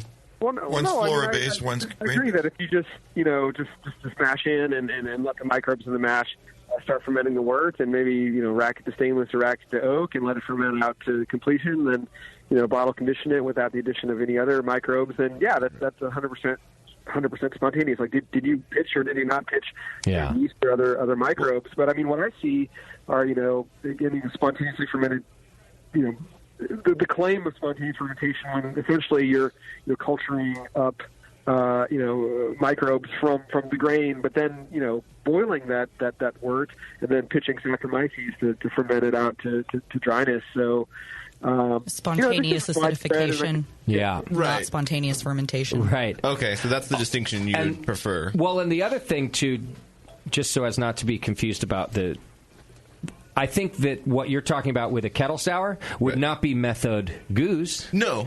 Because that I really like that you're doing, Jeffrey, where you're like outlining a process. So even though you're not calling this a lambic or a goose because it's not from the region, you are now outlining a process where we can know that this is what you were trying to mimic or make, or even just the process, right? So I wouldn't put kettle sour under that, right? No, right, yeah. I'm just wondering about spontaneous fermentation versus spontaneous acidification, I guess. I see. Might be a distinction that would be more helpful. Yeah, no, if someone said this was like spontaneously acidified, I mean, yeah, I wouldn't quibble with that. I mean, that's fine. I mean, that's clear. I mean, at the end of the day, it's just being transparent. That's all we're after. It's just brewers, just being transparent about the process and not kind of, putting something out there that would be misleading. Call the BA. Let's tell them we got it. We've figured this out. We've solved the problems. No more miseling. Bring us to Congress, man. We got all this shit worked out. Open up the borders. We figured it out. Everything's safe. We got this right. So now I'm drinking the number 4 blend, which I like even better than the number 2. I agree. What's the difference? Are these just 2 different blends of the same beers, or are these actually 2 years apart? So, no, we were using the exact same seasons to do all of these blends, but, every single barrel is totally different, and, the blends end up being a little bit different. I think that number 4 has a little bit more robust flavor characteristics. Mm-hmm. It has a little bit more of that kind of authentic Belgian kind of like almost tire fire, a little bit more raw kind of character to it. Yeah. Has a little bit more texture. I think that this beer is going to do really well with a little bit more time, if not several years in the bottle. Oh, right. Which is the beauty of this style, too. Yeah. And so I think this one, just for listeners and anybody else should chime in with flavors that they're tasting as well. I think it's a little bit musty, which I like, but not in a... Sometimes that can be overbearing and actually make you think the beer's old, like actually taste like the word old. It's not like that. It's just slightly musty. I think there's a little, like, I don't want to say pepper, but some kind of spiciness to it. I get apricot skin. Yeah. But there's like a really big apricot component to this, like 40% just apricot, juicy apricot, and then the skin, the tannin at the end. Yeah. Which is kind of unlike any goose I've ever had. We have so really. much stone fruit character in our culture, Yeah. with our mixed culture that we're doing, like barrel-aged Uberkin with, as which does contain native microflora, as well as these spontaneously fermented beers. So much peach and apricot. That's a kind good of character. Yeah, it's great. You're lucky for that. I'd love to try this with apricots in it. The first blend we had sakes. You know, way we've more actually tannin. done that. Oh, really? That box that was supposed to land here. We got to Yeah. go. Let's go Yeah. right now. Be in Trip, sponsored. Let's just go to where the box Where went. is the box? Can we just go to where the box went? Y'all have an open invitation. Richmond. Shit. Chicago. We'll go like the almanac tomorrow night to get the. Actually, yeah, we'll be. So we've got. Is that where the beer is? No, we have a lot of events going on actually for San Francisco Beer Week. So I'll be back in about a week and a half. Oh, okay. And we'll be pouring all of our SPON beers that we've done so far that have been released at an event at Mikkeller Bar in San Francisco. If you guys are free and want to come hang out, Yeah, we should do that. we'll be tasting through it. I don't mean to plug that actually. No, you're all right. But Yeah, go for it. It's we'll be okay. there. Half of our staff has left to go work there, Avery, but it's fine. My bad. No, I'm just kidding. It's the whole livable So they're wage great thing. employees, is what you're saying. I actually love that bar. It's a great spot. Happy to go down, enjoy some beer with you there. So I just think the difference between 2 and 4 are actually kind of subtle, but I think you nailed it, though. It's just that 4 is a little more bold. Like, it's just a little more pronounced. I think it's a little more sweetness. I think like 2 is a little more dry, maybe. I finished my 2, so I can't Which one know for sure. which one did we have first? Is that what it is? The first one you had was 2. 2 and then 4? Yeah. Okay. We decided to go in numerical order. Yeah, prime For numbers whatever only, baby. Weird. reason. Yeah. I don't think those 4 is a numbers? prime. Fuck, I'm so stupid. Yeah, because 2 actually goes into 4. See, this is why Ron didn't like us, because you're stupid. It's my fault. That's why Ron's not here. If I had a nickel for every time we lost somebody because they didn't like me, I'd have $5.35. That's I have a little more too back here. Do you want some, JP? Thank you, Beverly. Yeah, I think best. 4. You said 4 is more sweeter. Is that what you said, JP? I think it's more. I feel that it's a little more sweet. Maybe sweet's not the word. I feel like 2 is a little more dry. How about that? Yeah, I think 2 had a bit more mouth-coating, tannin, kind of chalky dryness. Yeah. That 4 doesn't. Yeah. So you get more apricot fruitiness. Is more apparent. And yeah, I don't want to say 4 4 also. I don't think I want to say 4 is sweeter because I feel that's maybe a negative. Because there's 0 residual sugar. Left in Well, these things there's anyway. that. Because there is. It just I has think more 2 has that more ester tannin. character. Yeah. Because it's not hidden by the yeast. With the turbid mash and very large percentage of raw grains, kind of 30 to 40%, we do see a little bit lower rate of attenuation with our spontaneous beers than we do with our mixed culture beers, which will be 100% malted grains. Not by much. We're talking like 1004 to 1005 specific gravity versus like 1 to 1002 specific gravity with our mixed culture beers with a wort that's 100% malted grains. And what about the bottle fermentation? Are you having to add anything into the bottles, sugar or otherwise, to get it to ferment? Just dextrose. Okay. And this is, we talked a little bit to a few of the lambic or goose producers in Belgium, and the use of dextrose is common. Okay. Traditionally, you would be using that 1-year-old barrel stock, the young barrel stock, to provide the sugar that would allow for carbonation within the vessel. Okay. But which is in your blend too, right? Absolutely. But towards the end of the season, when you maybe don't have. That barrel stock is a little bit older at this point. You don't have as much residual sugar left over. You're not seeing the same kind of carbonation in the bottle. So okay. So did you try it without dextrose? We did. Yeah, we did. And you just didn't get what you wanted out of it. No, not within a reasonable time frame and not with the same kind of complexity. And that's interesting because goose is such a low carbonation level in general anyway. Like, what are you looking for in a goose? I don't know. Honestly, most of the goose that I think I've had has been fairly highly carbonated. Oh, really? Mm-hmm. See, when I have, like, Cantillon goose, right, which I know it's soft. So Yeah. it's a different kind of carbonation, in my opinion. And honestly, even across the goose producers, Cantillon has, like, a really soft carbonation with really small, tight, kind of creamy bubbles. Yeah. Whereas, Tolkien or Dryfonteina have a bit more, I don't want to say like soapy big bubbles, but they don't have that same kind of tight, creamy carbonation. Okay. Why? We're not sure. Yeah, how do you I've can you plan had for many that? conversations with like Troy Casey and Corey King about this. Like, how is this happening? And is it the mashing process? Is it how you're creating the protein present? Is it the grain? Right. And nobody knows. Yeah, it's all speculative at this point. Yeah. So we're trying to make more so we can observe more. Right, which is why we need this body of actual written work so you can. But there's just so many variables, right? It's almost impossible to know. Didn't you say his key ingredient was love? Love. Time. That was Destroy Side. Oh, was it? Yeah. No. Same thing. I think Jean's key ingredient was leave me the fuck alone. Yeah. I'm done with your shit. Zero fucks. He was on for days too. He was on for like 5 hours. Yeah, he stayed of just on. him. Yeah. Well, the good ones like to talk about what they do. It's amazing. Or maybe they got too much of you guys and now don't want anymore. Yeah. 5 hours in a row is too much. Yeah. Probably.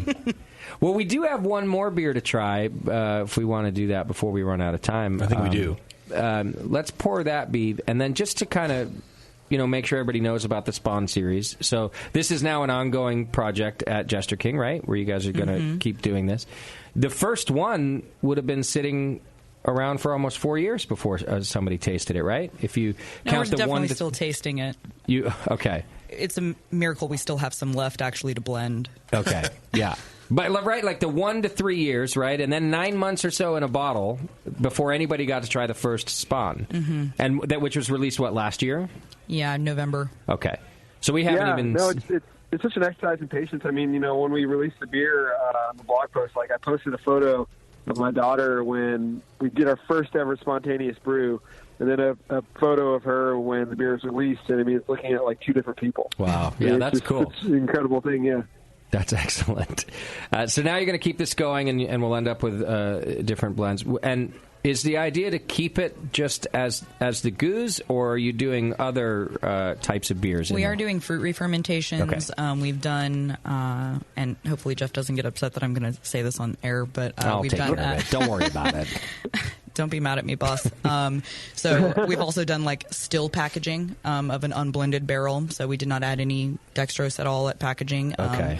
Those bottles have been, we packaged it and corked them, but we didn't crown them. We're thinking about crowning them after all. But so still packaging. That's a great idea, by the way, just so people can stop listening to me describe these like unblended beers. I'm not saying they're not worth trying. I want people to taste that. Yeah, I do too, and I think it's obviously we're picking some of the best barrels to package in this way, right? Where, hey, this barrel tastes awesome. It's in balance already. It's not one element out of balance with everything else. It's not just an acid bomb or super bitter. It happens to already be in balance, and it's this beautiful thing in and of itself. So let's package it as this moment in time. And I think that's really cool. But we've got quite a bit of this beer at this point. We've been brewing as much of it as we can every season, as much as we have space for, of course. This season we will completely fill out our barrel room, which I'm really excited about. It means I don't have to buy cooperage for a while, which I think Jeff is probably happy about too. But because that stuff's expensive. Oh, yeah, of course. But yeah, I've got a lot of ideas. I would really love to do some like dry hopping experiments and continue on with our fruit experimentation as well. Sure. You can't go wrong with the fruit experimentations, I think. No. I think so, too. And that's just what people love. Well, you're doing great already. I would highly encourage you, if you're, I don't know, just as a tasting room education, if you're selling somebody the unblended bottle, like encourage them to buy the blended one too. Because just to take, I know you guys are big on like educating people on how the beer is made, right? And so I just feel like I guess I say that because that's the experience I had. And literally at Cantillon, where they gave me the unblended one, and I tasted it, and I was like, oh, my God, I love you guys so much, but John, that's a little bit subpar. And then, he gave me his it's like blended... wearing two different plaids. It just doesn't work. And he gave me his blended version, and I went... Well, so there you are. Now that's what I remember. And he was like, yeah, well, that's what we do here. We fucking blend, you idiot. So here's on that. This might be a cool idea. I don't know if anybody would ever do it, but the little 375 ml bottles. Yeah, just a line of those. You sell a 3-pack of those, little 3-pack with 1, 2s, and 3s, unblended. Yeah, and then just let everybody do it. Like an at-home thing. I see what you mean. Yeah.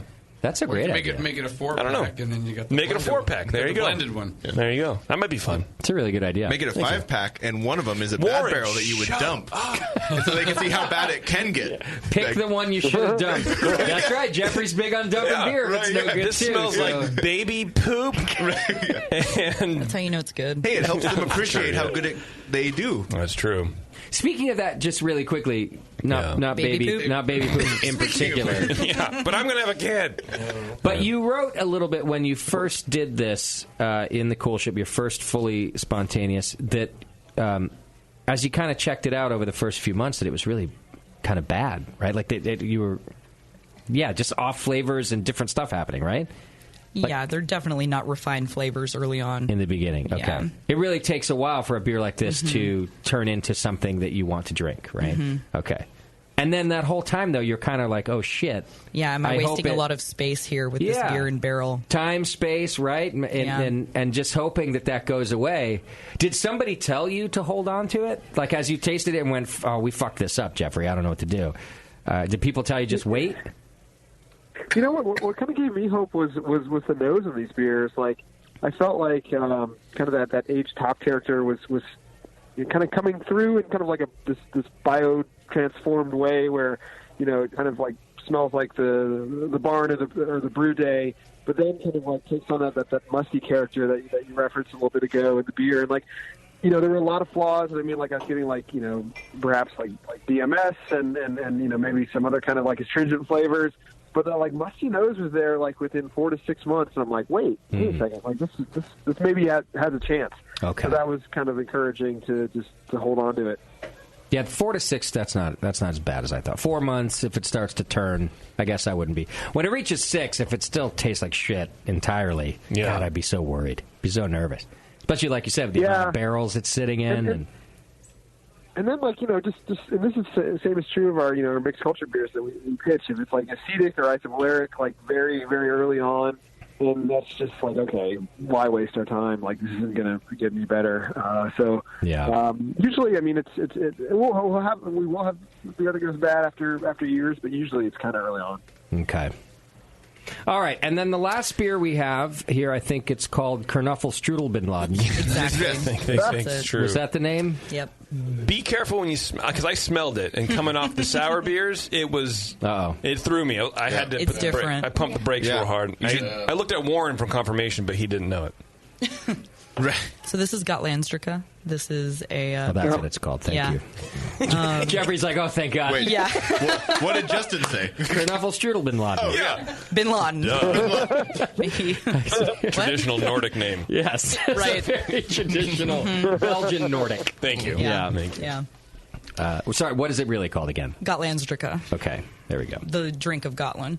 Okay. So this is a traditional beer made in Scandinavia, a Swedish beer made on the island of Gotland, where they were using, juniper branches to lauter through, and juniper berries, and bog myrtle or Mirica Gale as a bittering agent. So kind of like a pseudo gruit almost. Okay.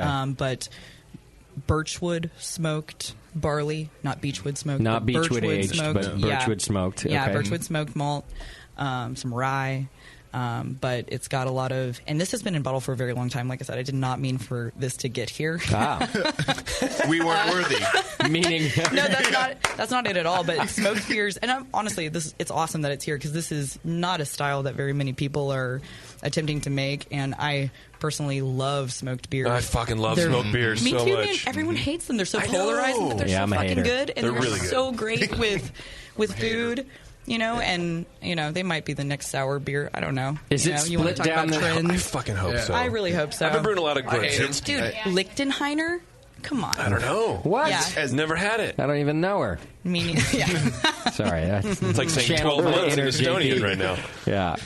Is the hating smoke beer split down the table right here? Because Shimky doesn't like smoke beer. Doc doesn't like smoke beer. Beardy, you like I do smoke like, beer. as long as it's not peat smoked malt. Okay. It has to be wood. Okay, like oak smoke. Well, y'all can just pass Tasty, those you're down not this the way. biggest fan. No, I don't like smoke, but just the smoke characteristic has been transformed by the Dude, the acidity. microbiology. Yeah, the acidity does great things for smoke character.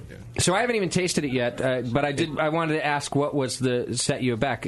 Like the aroma. It was the smoke, but I wasn't used to it. I didn't know it. It came out of nowhere. It came out of nowhere. I was coming off the 2 sour beers that I've just been kind of digesting the entire like 20 minutes. You were misled. I was misled. Yes, and it was smells just like a really good cigar or something. Like it has like a nice steak or something. There's a lot of that kind of the smoky things that we attribute to smoky beers, But it's not like bologna. It's not like hammy the way that a lot of more like German-inspired smoked beers can like be. an aged thing or something. Like that beechwood smoke. It was just that's really what it was. I was just kind of whoa. That's like when you accidentally grind your teeth real fast when you're eating or whatever. Yeah. You think, that's weird. Just a shocker. Yeah, it was but the shocker. It smells great. It tastes good. This is a fantastic beer. I just had no idea. I assumed by the color that it was going to be very similar to the other beers that we had. And I was very, very wrong. Can we nickname the beer the Shocker so that we can pronounce it? Yes. All right. That way the rest of us can talk about it. It tastes amazing. You're right about the sourness doing something with that smoke. Yeah. The smoke comes back. Yeah. After a little while, in the It's there. aftertaste, it definitely comes back. But it does clean it off your palate right away with the sourness. It's like the smoke hits, the sour comes through, and then that goes away, and the smoke is just kind of like, gotcha, fucker. Yeah. I'm still here. But even then, the Shocker. smoke is so good. Again, like it's like so tobacco-y, leather, vanilla. It's a really good smoke character. Yes. Like vanilla pods, right? Like the capsule of the vanilla Like bean. Madagascar vanilla? Yeah, Or- sure. Why not? Right, why not? Yes, that one. But like not like opened of the bean, like opened and like scraped out with like the actual little beans, right, or whatever. Little. I've black only ever dots. seen the fucking jar. He literally has no idea what you're talking about. Are you talking about the dropper that you drop it in the cookies? Yes, Is that exactly. That's what I I'm know. talking about. Yes. No, like the actual flesh of the vanilla pod. seen The it. bean. Oh, okay. All right. The Yeah. bean. And Yeah. you The gotta vanilla scrape- without the You got to sweetness. scrape out Yeah. the middle part. Yeah. I've only Okay. seen it in its cream form. Yeah. And ice, when you get good ice cream and the little black Häagen-Dazs. dots. Yes, That's there what you you're go. talking Yeah. about. The Hagen. Yeah. That's what I get. Yeah. It doesn't smell like my lotion at all. Yeah. It's my lotion's organic, so it makes sense. I don't know. And how old is this beer? You said it's quite old. Man, so if you look on the bottle, it probably has a packaging day on there, but Actually- this has got to be pretty old. Yeah, put I on your brought the glasses. bottle out so you guys could see the label. It's scary and amazing. Mm-hmm. He has That's no what nose. Viking men look like. Awesome. I He has- know. why does he have no nose? It's not that old. Something It must would be have been wrong packaged in like maybe April. Oh, then yeah, it's batch number 5, packaged April 21st, 2016. So it's about 9 months. Yeah. But for you guys, that doesn't seem old. It's really not that old, but Okay. it's old to me because I see. dog years. Right. But, Okay, yeah. Right. I have some of this beer aging in gin barrels back at the brewery right now. Oh, no. We've packaged that Fucking once way. before. Yeah, so like, you taste the smoke, you have the acidity, and those are kind of the more salient properties of this Yeah. beer. But underneath that is still quite a lot of botanical character from the juniper and the Miracle Gale. So Oh, that there's- would be interesting. Yeah, Warren, so let's we've go. actually already Yeah. packaged Let's that go. That concept once. We called it Viking Metal. It was a very Nice. small beer, and that was Okay. honestly of all the crazy beers that we've done, and we probably have over 100 different beer concepts at this point that we've packaged. That's probably my favorite. It's like a crazy aged washed cheese, and it's awesome. Yum. That sounds But great. yeah, Was that gin also barrels. in our box? Unfortunately, no. Unfortunately, no. Thanks for but covering for me. maybe It next was time. delicious, Warren. It was delicious. Doc, what do you think about the smoke character in this beer? Being one who doesn't like smoke either, does the sourness take it away enough for you? Yeah, it does. Yeah. And it's not, like you said, hammy. I call it bacon beer. Mm-hmm. When it Yeah. gets to that really bacon because it's usually peat smoked. But, yeah, it does distract me with the sour distracts me away from the bacon. Yeah. It's okay if you don't like it. You don't have to try to make me feel better. There is I'll drink all of it. It also has all that stone fruit that you're talking about. That's at your house. Okay. So yes. So letting it sit. I haven't had a drink in about 2 or 3 minutes or whatever. Kind of reminiscent of Hawaiian pizza. Hawaiian-style pizza. Yeah. Little ham, like smoked ham, the stone fruit, the pineapple, the acidity is there. The marinara, I don't know where that comes from, but breadiness. Sure, yeah, the breadiness. Just a little, just like in the middle of your tongue, man. I actually agree with you. I hate it when you do that. When he's right. Actually, I really like it when everyone's talking about a flavor and then someone just throws out, Nails it's like it. this, and everyone goes, oh, yeah, it tastes like Hawaiian pizza. God, now I'm hungry. Where can we get Hawaiian pizza? Better order Hawaiian in the pizza order tonight, Bevo. Done. No, really, I'll do that. Do you want that? I always want that. All right. It's a good beer, man. Wow. Yeah. I think it's all three of them were really good. Also, four of them. I've got the Wunderkind on tap here at the bar. That's in my glass too. Awesome. That's a really good beer. I'm glad you like it. I like that one. Well, and you guys do still have some standards like that, right? I know you do a lot of variation, but Wunderkind is one of them. There's at least a few others. Oh yeah, Petite Prince is like we that's don't right. drink water, we drink Petite Prince. Yeah. All day because it's 2.9%, so we can still operate the forklift and It's OSHA says. Yeah. Who? Yeah, thank you. You're right. Sorry, anyway. my fault. That's Texas. We don't talk about no them. OSHA in Texas. Yeah, right. They get stopped at the border. It's like Voldemort. We don't. Who? Don't do that. We don't say any of this. Yeah, we have a few. Black metal, of course, is a classic. Yeah, we do a lot of different ones, kind of standards. Okay. But, based on our fermentation schedule, like Jeff was talking about earlier, how seasonal our brewing is. It's kind of like there are only a couple times of the year that we can make, like black metal, for instance. I don't want to start fermenting that in the middle of the winter because it will never finish fermenting. And it will end up becoming fairly acidic. So I know I have kind of a window when we can put that beer on the schedule. So... and we have a lot of other cool things that we want to do, so I'm really that makes it fun, less interested. I agree. That's kind of what I'm about. I don't. It's also some easy guidelines, right? Like it just that in come November you can start that process, and then you just get to change and have some fun all year. I like it. Yeah. So do you get summers off? Unfortunately, with the seasonal brewing? No, I'm working on that. Go ahead, Jeff. Yeah, it's funny. We take a winter break for 2 weeks from before Christmas after New Year's, and I was actually talking to Chris from Black Project in Denver, and he was saying they do spontaneous fermentations, and he comes from the wine industry, and he was talking about how they'll just do a really really aggressive brewing schedule during the winter, and then take a couple of weeks off in the summer. And I mean, I'm not sure. I mean, we're going to, we'll collectively decide this at the brewery, but it's something I've been thinking about. Like maybe we have a summer break instead of a winter break, so we could do more spontaneous, but then still give our crew a couple weeks off for part of the brewing season, part of the brewing year. I'm for anything with the word break in it. So instead of breaks are on fire. That sentence you don't like so much. Yeah. That's the only one I don't like. Yeah. Break a leg. That's a good thing, though. Break a leg. That's good luck. Yeah, it's good luck. Exactly. No, it's not. You don't say that. How much of the beer goes out in stainless? How much would you put out in kegs? We do about 20 to 25% total volume in stainless kegs, or maybe one-way kegs. Yeah. But the majority of that is sold on site. Even the kegs are sold on site. Yeah, absolutely. I mean, we've got 9 taps in our tasting room, one of which is nitro coffee, obviously. Yeah. But yeah, the other 8 we have guest taps as well. But the stainless stuff we keep on site for the most part. We'll send one-way kegs for, offsite events, festivals, things like that. But for the most part, everything like the draft Spring is on site. Brews Festival, for example. Yes, exactly. That's coming up. Right. And do you have a lot of local accounts that get draft beer? I ask because we're actually so honored to get your beer all the time. We get it in bottles quite a bit now, and we were excited when that started. To have it on tap tonight is really exciting for me. I'm excited to have it on draft here as well. Yeah. Honestly, we don't send a whole lot of draft out. Yeah, that's what I thought. In Austin, we have a lot of... we like to have our beer on at restaurants more so than bars per se. You know what I mean? Obviously, we have lots of really great relationships around Austin, but our beer is inspired by food. It's very food friendly. I love beer and food and pairing, and I want this beer to be available for people when they go and they sit down and they're going to have a meal. Yeah. So a lot of times. I want it to take the place of a wine bottle on somebody's dinner table, kind of thing. That makes sense. Is the cooler for the tasting room the only temp-controlled area in the brewery? Yes. Jeff, I wish you could have seen the look on her face when Averie he knows that look. Averie answered that question. So we've got a couple kegerators. We don't have a cold box. Really, we don't. Okay. So we're making do pretty well with the equipment that we have. The barrel room is temperature controlled, so 60 degrees Fahrenheit all year round.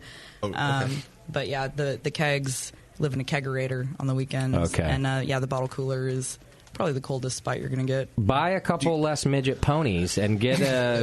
I don't know, man. They're just so cute. They're so fun. And actually, we don't need to buy any more. They can, they kind of make themselves. So Now you're... Are you in the market? Kinda. You don't need a forklift this way. It's a small market. Yeah.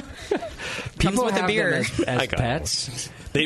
Seriously, as service animals. That was not a joke. That was serious. That is Can you real. imagine me bringing my Shetland pony on the airplane on my next flight to Texas, for example? It would go with your man bun. Yeah, totally.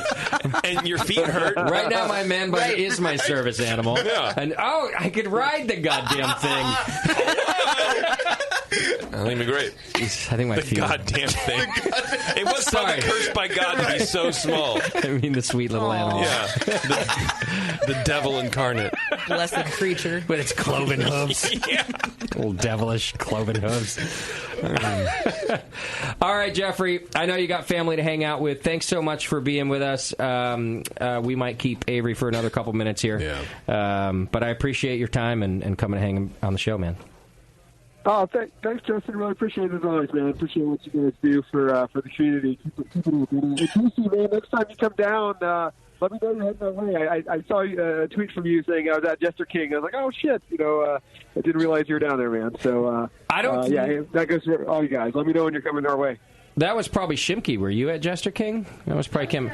I always let you know, Jeffrey. Look, if there's a free beer involved, I'm like, hey, Jeff, just coming by to say hello. You don't have to buy me a beer or anything. Don't we have to do something in Austin Brewing Network related? Some sort of coverage that we need to do? Definitely. So we could work there and get paid for it and not...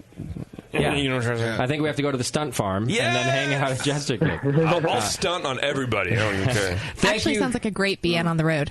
It does. Oh, that would be a good... Yeah. Let me up our insurance. Okay. JP almost died in the last BN on the road, and we were just hanging out in a cold box. He got run over by a forklift. My shoulder still hurts. I'm not going to say anything about it, but I don't know. It's me. Thank you for that invite, Jeffrey. I appreciate that. We'd love to come see the place again. Actually, we're there now. Answer the door. Yeah. Thanks. Cheers, guys. Thanks so much for having us on. Really appreciate it. Yeah, thanks, man. Take care. We'll see you soon. All right, good night. No, seriously, we'll see you soon. I'm really at your door right now. The back door. Your mailbox is full. It's weird. I'm creeping out your wife right now. I'm like staring through the window. All right, Jeffrey's a good guy. Averie, thanks so much for making the trek down here. Yeah, man, it's my pleasure. Thanks for having us. You were at the rare beer. Rate beer. Thank you. Rate beer event. Rate beer. And you wonder why you didn't get it picked to MC. I was supposed to MC it. I can't even say the name of the thing. The rare beer. The rare rating event. Yeah. The rare wine. Was it fun? Oh, yes. A blast. Yeah. I'm still drunk from it. Are you really? Oh, is that kind of a blast? Yeah. Okay. I got here on Thursday night, and I've been drunk since. Oh, no. I'm a professional, though, so you can't tell. Yeah, I couldn't tell at all. You looked great and happy and ready to go. So I try. Yeah. The Thursday through Saturday thing gets me. By Saturday, forget it. And it's Monday. It's GABS, man. What day is it? Yeah. I'm old. Right? It's Monday? It is Monday. Yeah. When do you I'll go be back home tomorrow, to work? You go but I'll back be back tomorrow. in like a week and a half for San Francisco Beer Week. Oh, so. that's right. And and you'll be here for the whole week? The 14th. That's Valentine's a bad Day. Yeah, idea. 14th through like 18th. Okay. Not smart not on that your bad. part. Yeah. You are kind of an idiot. Yeah, truly. You don't love yourself. Yeah. I'll give you my doctor's number. All right. It sounds like she sounds like a sweetheart. He's a good boy. And it sounds like you're down a harsh path, Yeah. Averie. So I'm going to try to help. I'm going to put you in the death pool soon. Yeah, I'm also one of those honest patients where I'm like, yes, gotta say I drink a lot. Well, and I'm she's not sorry. judgmental, so that's good. Yeah, she judged me. See? Yeah, she's like, did you quit smoking yet? No. She's like, well, I know it's hard. I could help you. And I was like, I'm going to be honest with you. I don't really want to quit. I'm fine right now. And she looked at me. She was like, thank you for saying that. A lot of patients just waste my time. I was like, yeah, I'm not trying to waste your time. You got to smoke? I need to take a break. Legally, you can't deny me my break. How long have you been seeing this doctor? A long time. So she's letting your feet die. Don't give me her number. Yeah. I don't want that phone number. The foot death enabler is who her nickname is. She's fine. How is she going to know? Wait, what happened to Steve the free guy? That's my head doctor. Yeah. The this is the one who wrote a book on him. Didn't he move to another country? I think, I scared him away. But trying to get away from him. The head doctor left. Ah, okay. He just wasn't there when you knocked on the door. Yeah, just one day. I saw the blinds move, but I figured he had left the fan on or something. Yeah, there was. I don't know. His car was still there too, but running. It was actually on. I don't know why. Yeah, with a hose over to the front window. Yeah, that's the head doctor, and he did his job. He was good too. Yeah, you're quite normal. Yeah, you're fixed. Yeah, you're a lot better. I was fine then, anyway. Yeah, until he left. Your psychosis moved from your head to your feet. Pretty much. Your feet don't know what's going on. It's safer down there, really. It's more painful, but it's safer. What if I have foot pain for the rest of my life? Can you imagine? You might. You might have gout. Maybe it's gout. Oh, Jesus. You know what would be bad about that is the beer thing. Yeah, and like rich foods. And have to quit smoking. And, there's that too. But it can't be gout. Doc, how do you get gout? Got gout. Yeah. You know what I'm talking about. A lot of times it's just rich food, but it causes... It's not from like anal or anything. Like charcuterie. No, you can still, you can still get anal. Oh, it's from it's from eating all the stuff I eat? You develop it that way? Yeah, it can be for some people. The crystals form. It's like a high nitrogen content food, right? Like nitrate food. No. Because it's like a The buildup of crystals uric form, acid in the joints. Yeah. But there's like medication for that, right? She didn't mention gout. Anti-crystal forming medication? Yeah, but there's also... foot pills. You Chakra? Stay away from... Get your chakras. Things that trigger it. Yeah, maybe your chakras are too aligned. Yeah.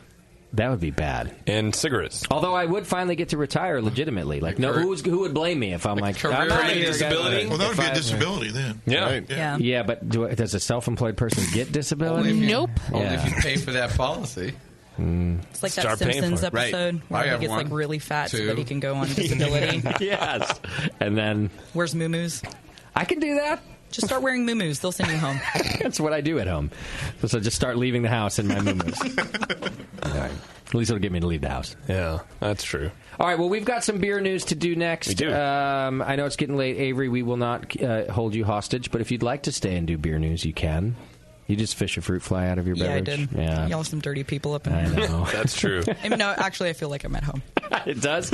You can't get rid of fruit flies at a No, brewery man, like yours, you right? can't. Yeah. No. And you have horse flies, too, probably. Yeah, no, not really. They're Mini pony horse flies. Yeah. Mini horsefly. Yeah. So flies. Pony flies. Well, thanks for being on the show. I appreciate it. Yeah, thank you for having me. Thanks for sending beer. To someone else. I'm sure they're enjoying it. Well, we'll take any beer. I'm We don't sure they care. are. Yeah.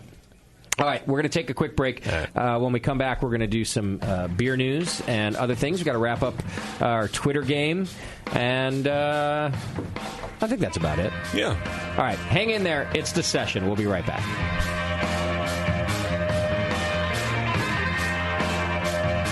You're listening to the Brewcasters on the Brewing Network.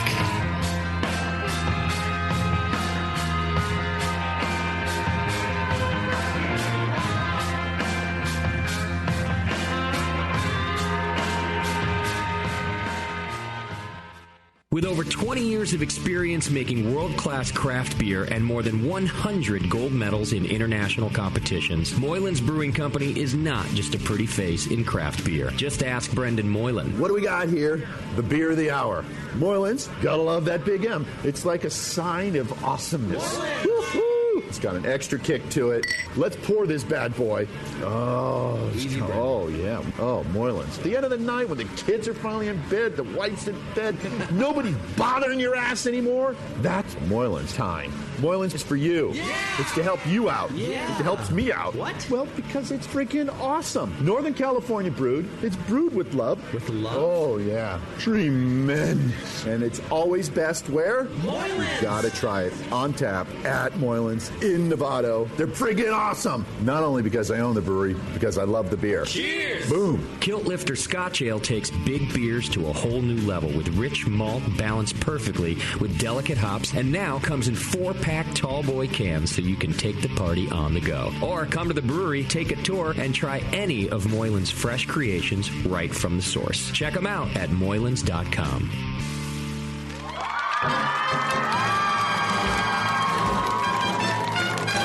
BN Army, have you heard the latest at Hop Tech?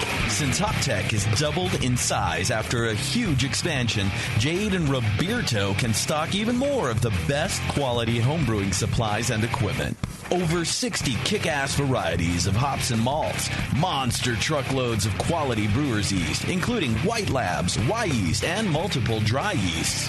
They even have all grain systems from Grainfathers and Ruby Street Brew Systems, thanks to Jade, the brand new all-grain brewer. And don't forget about their 10% discount to all BN Army members. Jade and Roberto are waiting for you and all of your brewing questions over at hoptech.com. Hoptech, totally not sucking since 1983.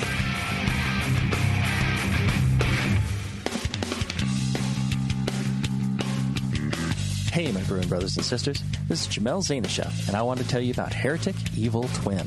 You might be familiar with my homebrew recipe, which uses massive late hopping to create a balance between the malty sweet and the hoppy bitter, along with an outrageous malt and hop character. I wanted a beer with the same bold hop and malt character, so we played around with the homebrew recipe until we were able to make a great commercial version too. We've created a beer rich in malt character, full of caramel, toast, biscuit, and an ever so subtle roast note. On top of that, we piled in an insane amount of Citra and Columbus hops at the end of the boil, as well as in dry hopping. This damn-the-cost approach to hopping gives Heretic's Evil Twin a great blast of citrus and tropical fruit that can't be matched by any other hop. The result is a bold, malty, hoppy, but easy-drinking beer. This is our top seller, our flagship beer, and I couldn't be prouder of it. Cheers. To find Heretic beers near you, click on Find Some at hereticbrewing.com. Hey guys, what'll it be? I'm not sure. What do you recommend? A lot of people seem to like the Hefeweizen. Is that a German Hefeweizen or more of an American-style wheat beer? I'm not sure, but I can give you a taste. Okay, great. The Cicerone certification program certifies and educates beer professionals in order to elevate the beer experience for consumers. Unfortunately, not every bar is staffed with certified beer servers who can guide their customers through a beer list. Here you go, guys. Let me know what you think of the Hefeweizen. Oh, yeah. That's definitely more of an American wheat. But I can hardly tell because this beer just smells like sour butter. I wonder how long it's been since they cleaned the draft line. Yeah, and look at the bubbles on the side of the glass. It's filthy. Somebody should tell these guys about the Cicerone program. For sure. How about we head somewhere else for another beer? Your server should give beer the same respect you do. Request quality. The Cicerone certification program offers 4 levels of beer certification, in-person classes, and course books for beer professionals. Check them out at cicerone.org. The Cicerone certification program. We know beer.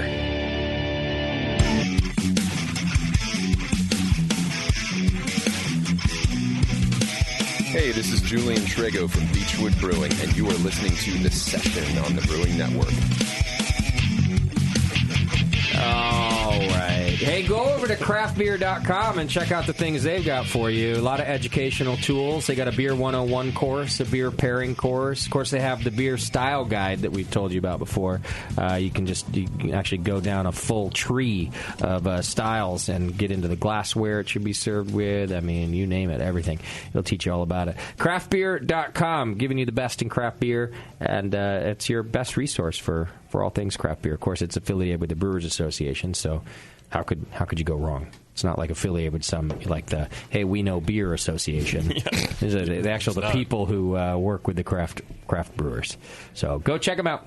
All right, I guess what are we going to do? Some beer news? Let's do some beer news. Yeah, I like it when we do beer news because things are in the news and it's about beer and we like that. Yeah, succinct to the point. Yeah. All of the voices in Justin's head like that. Yeah, I stopped reading the beer news because I'm paying too much attention to the news, the current news. Right. You know? Oh, I'm glad you mentioned that. Man, I can't stop. I'm watching cable. I won't stop. Yes, and I haven't. This is one good thing about this, and I'm not saying there aren't, whatever, about this presidency. I have not read the news. It's like watching a fucking, like the best drama you've ever seen, TV right? reality show. Yes. Coincidentally. I can't stop. I am reading the news apps like three times a day right now, and it's fascinating. I'm watching the basketball on one station, but I got the other one paused, So when I go to commercials, I pause one, go to the other. And hit the And news? I'll listen to news, watch Talking Heads. I'm so glad I'm not the only one. Yeah, I'm sucked into this drama, man. It's like nauseating. It's so unique. It's so different. It is. You got to pay attention. Yeah. All right, what's in the news, JP? Wait, don't. You know what? Before you tell me what's in the news. Okay. I can wait. I'll wait all day for you, baby. Please don't. Well, the news is brought to you today by our good friends over at Drake's Brewing Company. You know I'm already a fan of Drake's, and not just the beer. I'm actually a big fan of the people over there, too. They're cool. But what's happening is it's Apocalypse Day again, Tasty. This Saturday, yeah. Yeah, this Saturday, snap. February 4th, they're releasing their Apocalypse, which is their massively hopped Imperial IPA, of course. But the cool thing about it is that it's also a beer festival. So from 1 to 5 this Saturday, it's several beers all bringing their IPAs and double IPAs and other things, too, I'm sure. Seeing like Berryessa, Beechwood, Boneyard, Faction, Fieldwork on the list. Founders is there, Kern River, Knee Deep, Marin, Russian River's on there. So really good event. Go check it out. Saturday, February 4th, that's this Saturday, at Drake's Brewing Company, the Apocalypse End of the World Party. All right, what's in the news? All right. Well, we all have our weird methods for pitching yeast and our odd little home brewer superstitions that we cling to. For me, I never pitch without telling my yeast to, quote, have fun. I dump them in and I go, have fun. I don't think, you know what I mean? Oh. Yeah. Maybe you should stop doing that. Might wake them up, Maybe. Somehow it has escaped our collective attentions that in the land of the blackest metal ever offered, Norway, they practice the custom of Gjurgkark, or yeast scream. The brewers claim they do this so that beer will be strong and people will be cheerful when they drink it. And apparently those crazy brewers in Finland do a similar thing as well. They scream or cheer on the yeast as they sprinkle it in the fermenters. Wait, are we playing the fake news game, or is this the news? I swear to God. It seems to have originated many years ago when brewers thought that screaming into the beer as the yeast was being pitched would scare away any supernatural creatures that would try and spoil the beer. Oh, well, that makes sense. Well, it does, right? Is it more of a falsetto scream or like a guttural, like... There's one in this article. It's guttural, clearly. Yeah, right. In this article called, what is it? I don't know, garshol.privo, whatever, some blog or whatever. But this guy's just researching a bunch of this beer, and there's a video of somebody doing it at some beer fest, and it's just like, hey, as he's like dumping in. And it's pretty funny. Wow. Well, I've got a pitch when we get home. When I get home, do it. I'm gonna see what happens. I'll let you know. Yeah. Start screaming at it. I mean, what the fuck? You can video yourself while you do it. How else are you going to get rid of the Video evil spirits? it while you do it. Oh, yeah. Yeah, okay. Might have to do that. A little superstitional thing, man. I don't know. I thought it was cool. Homebrew related. It is kind of cool. It's interesting. The reason is weird, but I guess any reason that you're yelling at yeast would be weird. Maybe it's just spitting you're doing into the fermenter. Right, yeah. Maybe that makes it go. It's an enzymatic thing. Yeah, maybe so. Yeah. Maybe. Speaking of something cool, I don't know. The Super Bowl is coming, and that means hanging out, watching men in spandex bend over a lot. But it also means it's time to drink beer. This year, Tostitos has a way to help you be more responsible after a long afternoon of staring at sweaty male millionaires touching one another. Mm-hmm. It's called the Party Bag. The bag comes equipped with a sensor connected to a microcontroller calibrated to detect small traces of alcohol on a person's breath.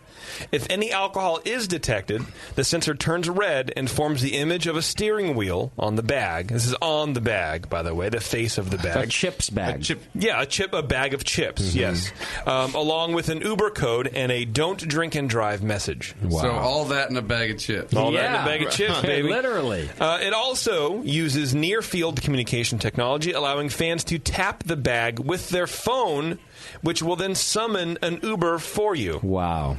Well, it will then call 911 and have you arrested if you leave the premises. Right. If you throw up in the bag. Tostitos will offer partygoers $10 off their Uber ride during and after the big sport action. Where do you get is this just on the grocery store shelf? Yeah. It's just a bag with all of this technology on it, just sits on the shelf? I think so. Seems like an expensive. How much is this bag of chips? Bag of chips. Yeah, I don't know. much is the bag? I have no idea. It's like a kit or something. What's it I called? apologize. The Tostitos party bag. Tostitos. Okay. Well, if you're riding Uber anyway, pick up a bag. Well, how often do you pick up a bag of chips and then eat it somewhere else other than your house? What you For the Super Bowl. Super Bowl. Yeah. Well, I'm hoping there's chips there. Just because you're a fucking cheapskate and never bring anything to the party, Beardy, doesn't mean other people. He brought me Hawaiian pizza last night. Yeah, Doc doesn't even remember. I don't even remember. It was a good night. Yeah, I don't know. Yeah, I'm just looking at the same article you're reading, probably. Yeah. Oh, wait, this one said there's no word on how much the possible life-saving bag of chips will cost yet. That was 6 days ago. And it comes out next week. Yeah. This is interesting. It's I would crazy, buy it. right? I want to buy it. I'd totally buy it. No, every Super Bowl party You'd be should have one just Ubering for fun. everywhere. Yeah, it seems cool. You'd be Ubering everywhere. That's the whole idea. Yeah, it's a cool idea. All right. I'm just going to Uber next door. We'll check Amazon. All right, Go what through our else is in website. the news? All right, here we go. Of all the world's problems, none needs more solving more rapidly, rather, than the dreaded warm beer conundrum. What is a party to do when you run low on beer and have to make a run to the store only to find out your favorite beer is not stored cold? Oh, truth. Enter the Chill-O-Matic. Okay. This cleverly named device can chill your canned beer from room temperature down to drinking temperature in just 60 seconds. Okay. Running on 2 AA batteries, the plastic gadget sold on the Home Shopping Network for $12.50 can spin your can, it's for canned beer only, at high speed while submerged in an ice bath. And despite the quick spin, the soda or beer is never fizzy and ready to drink right away. I don't know about that. But I like the concept. I've had that happen. $12.50, bro. $12.50? Yeah, and 2 AA batteries, and you got cold beer in 60 seconds. I mean, you could just go to the ice store and put ice in your sink and do it. And you got to wait 25, 30 minutes. If you manually spin it. Yeah, but... How fast?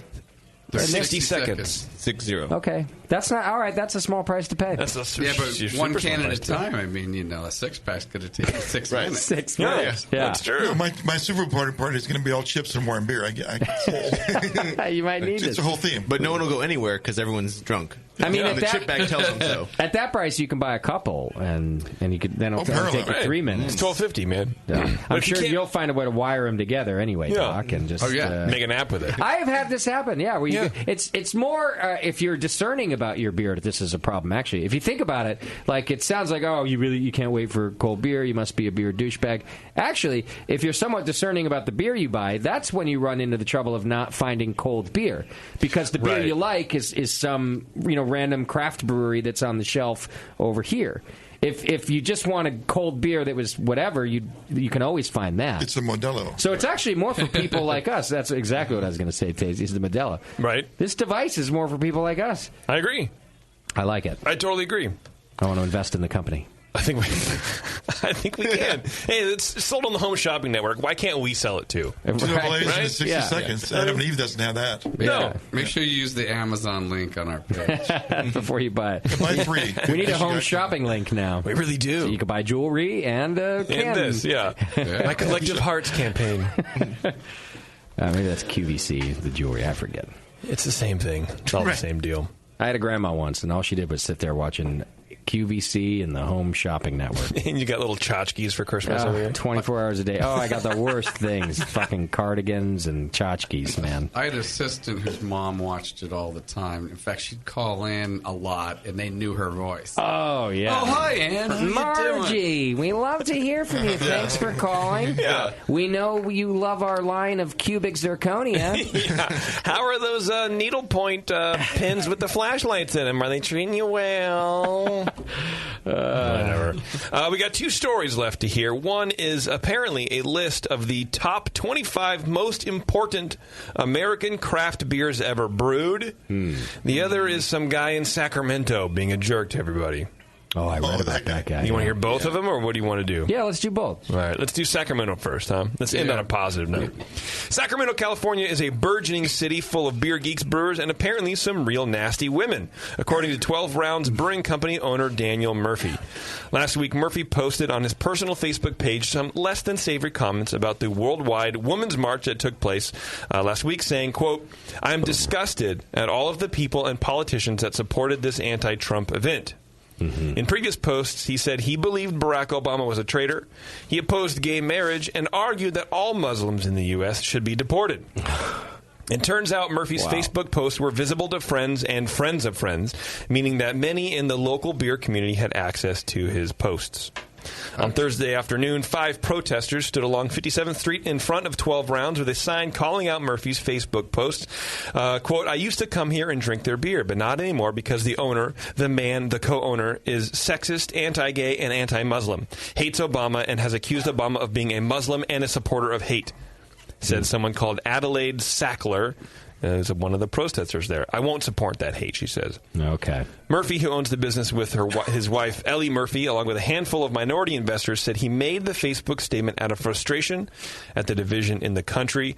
On Wednesday, something called the Red Rabbit Kitchen and Bar, whose 3 owners have a small ownership in the brewery, have actually surrendered their 9% ownership shares. And a person extensive, quote, with the craft beer industry, said that they were putting together a proposal to actually buy 12 Rounds Brewing and change the name. Right. And just open it under a whole new entire business. In his defense, he's not racist. He just hates Muslims. Right. And Muslim isn't a race. It's a religion. Right. So let's be very clear on that. He's fine. Some of his comments seem to be made on a whim, and one reporter says. In one post from August, he says he uses a derogatory term for someone from Pakistan, saying the person had just called on my cell phone and tried to tell me he was from Dell and needed my credit card number. What a moron. Jesus Christ. Yeah. In one post, he displayed a statement calling the Islamic faith barbaric. Asked how he sought to balance his right to free speech with his interests as a business owner, he replied, "Apparently, as a business owner, I don't get free speech anymore." Hey, I thought this was America. He gets it. If you say the wrong things, you won't have a business. I mean, how about just, balance your ideas somewhere else? Look, aside from, all Muslims should be kicked out of the country. Actually, aside from several things this man has said. Yeah, good luck with this one. I'm actually fine with people having their opinions. Oh, my God, there's a lot of Murphys out there. Right, there's a lot like this guy, right? And in fact, there are ways even to express your ideologies that stay out of the public eye or the social media. Like if you really care about some of these things, like immigration law or whatever, just like people are marching against it, for example, or funding organizations on the against it. You could do. There are things you can do to express yourself. That's correct. To be a business owner like that, especially the brewing industry is so public. Like everyone wants to know the brewer and what they're doing, and all of our marketing is through social media. Like to think that you could say that shit and not have backlash. You know what I want to do with this guy? Maybe to help him out. Yeah. I want an IQ test. That'd be great. Because he might be slightly fucking retarded. I think he might be. He might be under the fucking intelligence level. Because he's on the spectrum. To do something like that is so idiotic. Yeah. And think that no one...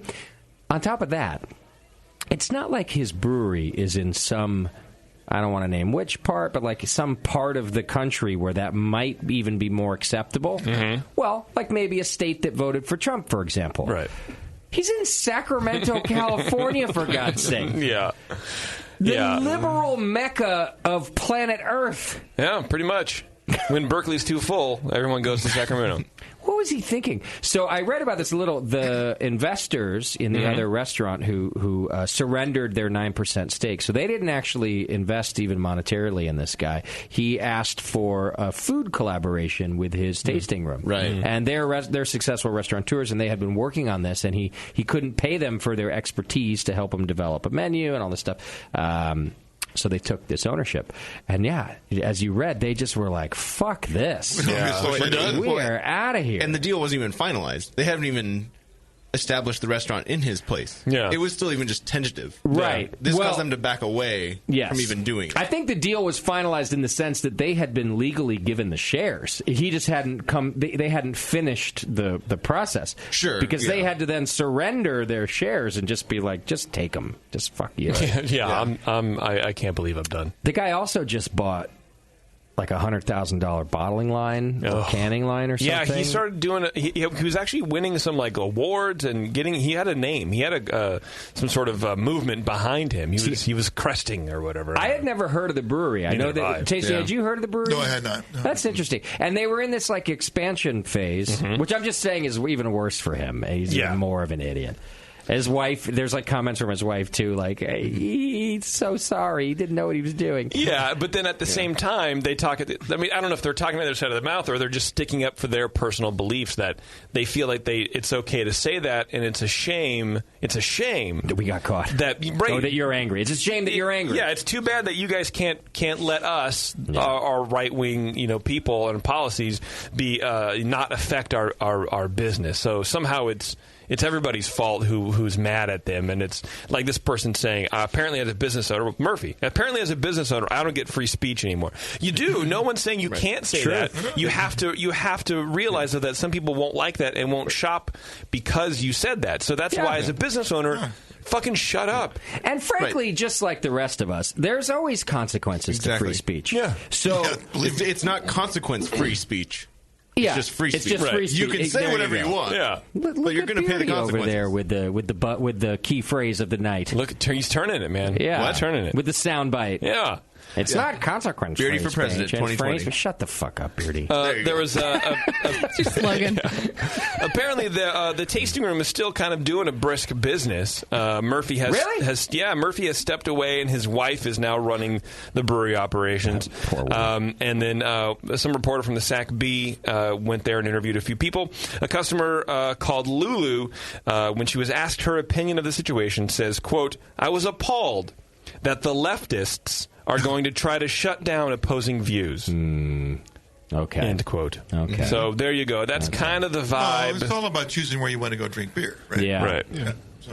By the way, I want to be clear. I'm okay with legal and non-discriminatory right-wing views. Sure. I'm fine with them being expressed. I'm fine. And I would then agree that, the left can get a little crazy about what we... and I'll give you an example in a second. But those were actually, saying that all Muslims should be deported and shit. Like, that's not the left reacting. That's like saying... That's like saying, you're just an asshole. Yeah.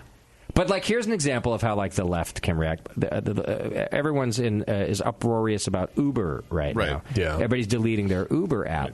And no one's smashing their iPhones. And when Tim Cook meets with him just as often. Well, if not more. But Uber is even a better example. So if you don't know, Uber's CEO just released a statement. The headlines say this: Uber in line with Trump presidency. Right. People deleting their app in droves. Mm-hmm. But then when you read the article under the headline, it basically says that the CEO has said, I will work with the Trump administration to make and I'll work with anybody to make transportation better, less emissions, more carpooling, basically to help his business. Right, he basically has said, I will work with the president I'm given. There weren't even any statements that were very affectionate towards Trump or anything. He just said, I will work with the administration that I'm given to do X, Y, and Z, which are all the policies of his company. Right. And everyone's kind of freaking out about that. And I'm like, seems like do you guys? Well, here's what you don't. Yes. Here's what these same people don't realize.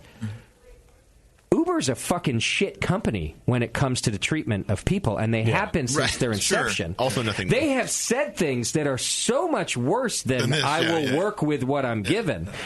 They have threatened female reporters for exposing them, publicly threatened them. They have, there's a lot of evidence of misogyny and sexism, their refusal to do proper background checks. I mean, they are a greedy, money-hungry, and frat boy environment type of company. Well, that's why they're going to work with Trump. And that's been going on. But where were all these people when that was happening? Right. I would much rather have seen... And by the way, I use Uber. I'll just be honest and say I've always struggled with my choice to use Uber because I know they're a shit company, and I do try to care about who I do business with. But their technology was so goddamn game-changing and saving money here and there, and I thought it was actually good for transportation that I chose to use Uber anyway. Why don't you use Lyft? Now they don't do that surge price bullshit. Yeah, I've just started to use Lyft. Yeah.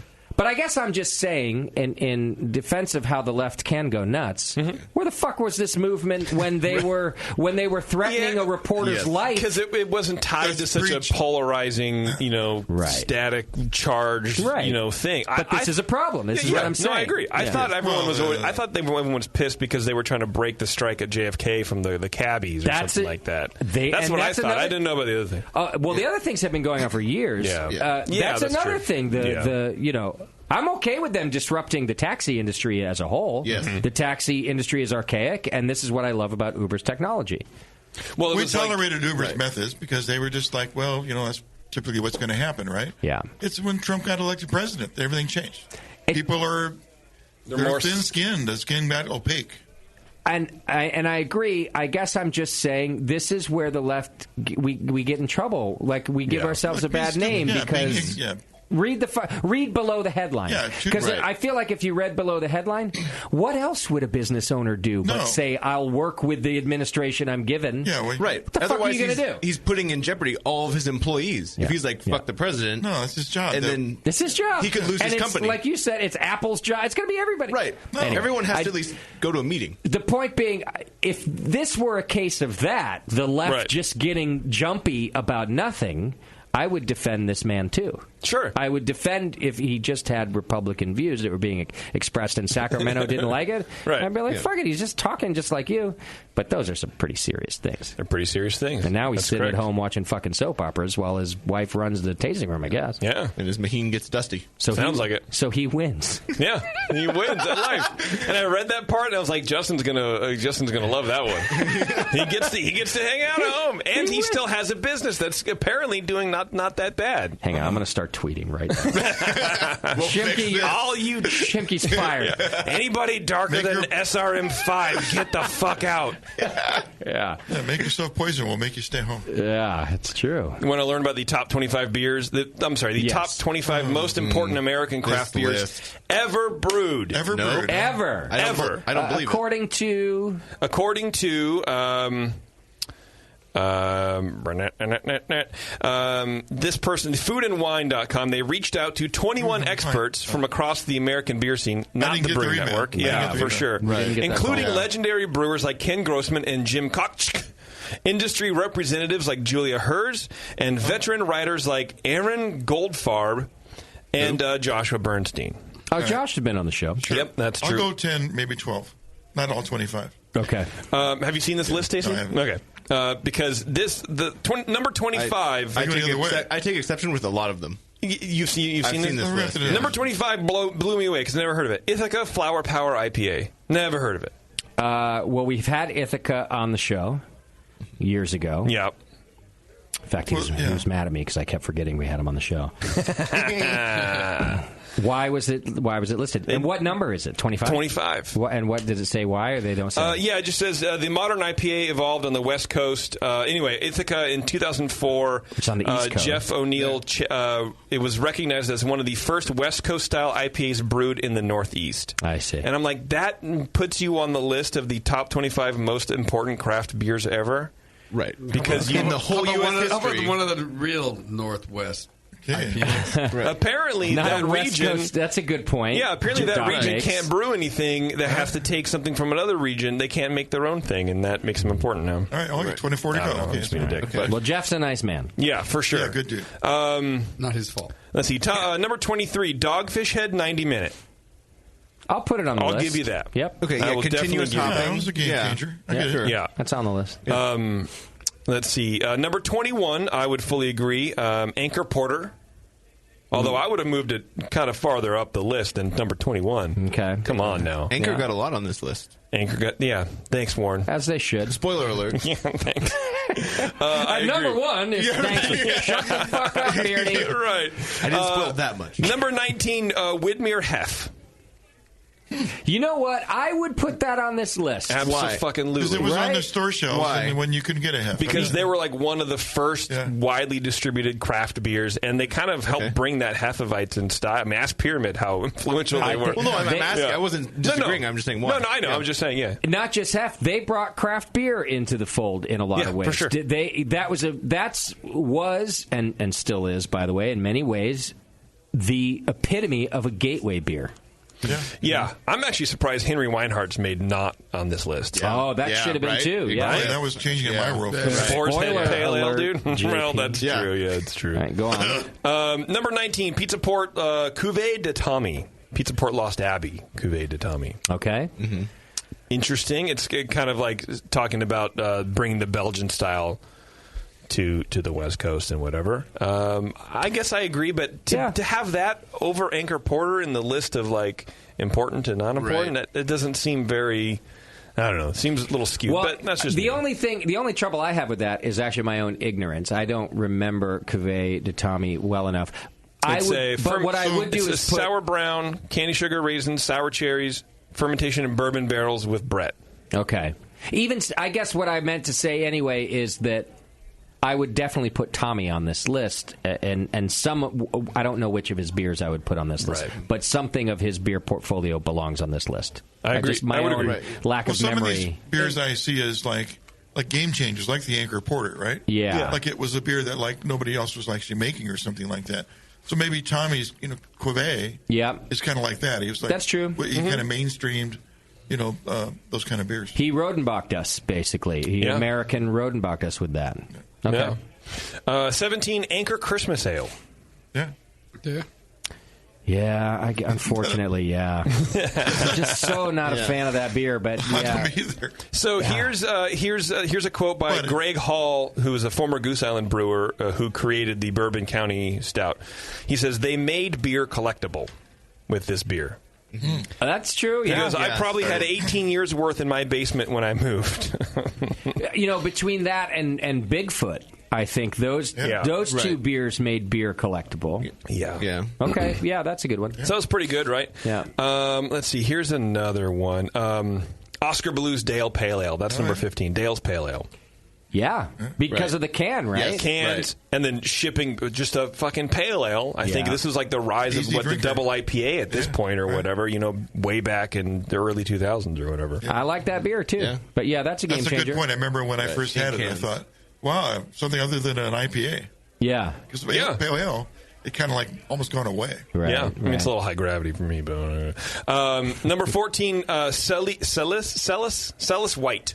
Oh, Celis White, yeah, that deserves from Pierre Celis. Yeah, brought that whole style back, and so that's number 14. Yes, they have to be American. American? It's distinctly American. Yeah, because this was brewed in Austin, right? Yeah, he made it in Texas. He moved it. Yeah, Texas. no, I remember that. I just was going to say the style didn't really go away. No, but he brought. Well, I don't even know if it ever really resurged. I don't even know if it was here to be brought away. But I think they impacted the entire market. I mean, as this article is saying, Blue Moon copied them. Right. Oh, I see. Blue Moon, as we know, true. they tried and failed 5. This is their 5th launch of the brand that's finally sticking now. Right. But there's a ton of people making. I mean, look at Allagash. They're making their whip is killer. Okay, all right. Number 13, New Belgium La Folie. Again, awesome. Yeah, right. I agree with this one. Good, widespread sour. But yes, exactly. 13? Yeah, maybe a consistent widespread sour from a highly popular brewery at the time. So they had so much street cred, I think, with fans of beer. That they could sell. They were distinctly positioned to sell that type of beer to the masses. Yeah. I think, more than any other brewery. So, I give them that. Okay. Number 12, my personal favorite, Sierra Nevada Celebration Ale. Oh, yeah. Why is that listed as a game changer? They say Celebration has always been sold as a seasonal winter holiday release and not just because nobody knew what to do with an IPA back in the 80s, which is sort of true. I mean, this beer was brewed in the 80s. Oh, okay. They've always been selling it. Well, I don't know if they've always been selling it as an IPA, but it's never really changed. Yeah. It's a fresh hop beer, and I think that brought the fresh hop, more to the front of the scene of people using the, fresh hop beers. Okay. Oh, yeah. Yeah. I thought it was the first beer, in my mind, it was the first beer where I actually got spices from the hops. Because I remember when I got it, I go like, oh, I see, it's a Christmas beer. That's why it's so spicy. Oh. I wasn't used to, I've been using, like Cascade and stuff like that. These were actually, the Chinook was a lot different, I thought. Okay. Could have brought the beer out. That makes sense.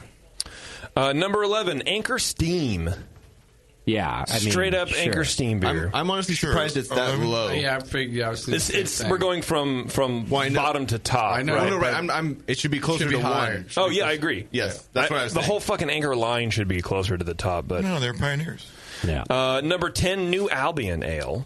Of course. Oh, yeah. Yeah, if you don't know the history, look it up. Right. Yeah, for sure. Yeah. Let's see. Number 9, Victory Prima Pils. Okay. Why did this one get so high? They're gonna say because it saved the Pilsner or brought the Pilsner back to craft. Yeah, they say while other breweries were competing with pale lagers from the flanks with IPAs and stouts, Victory took the style head on and wound up giving the craft beer movement its signature pils.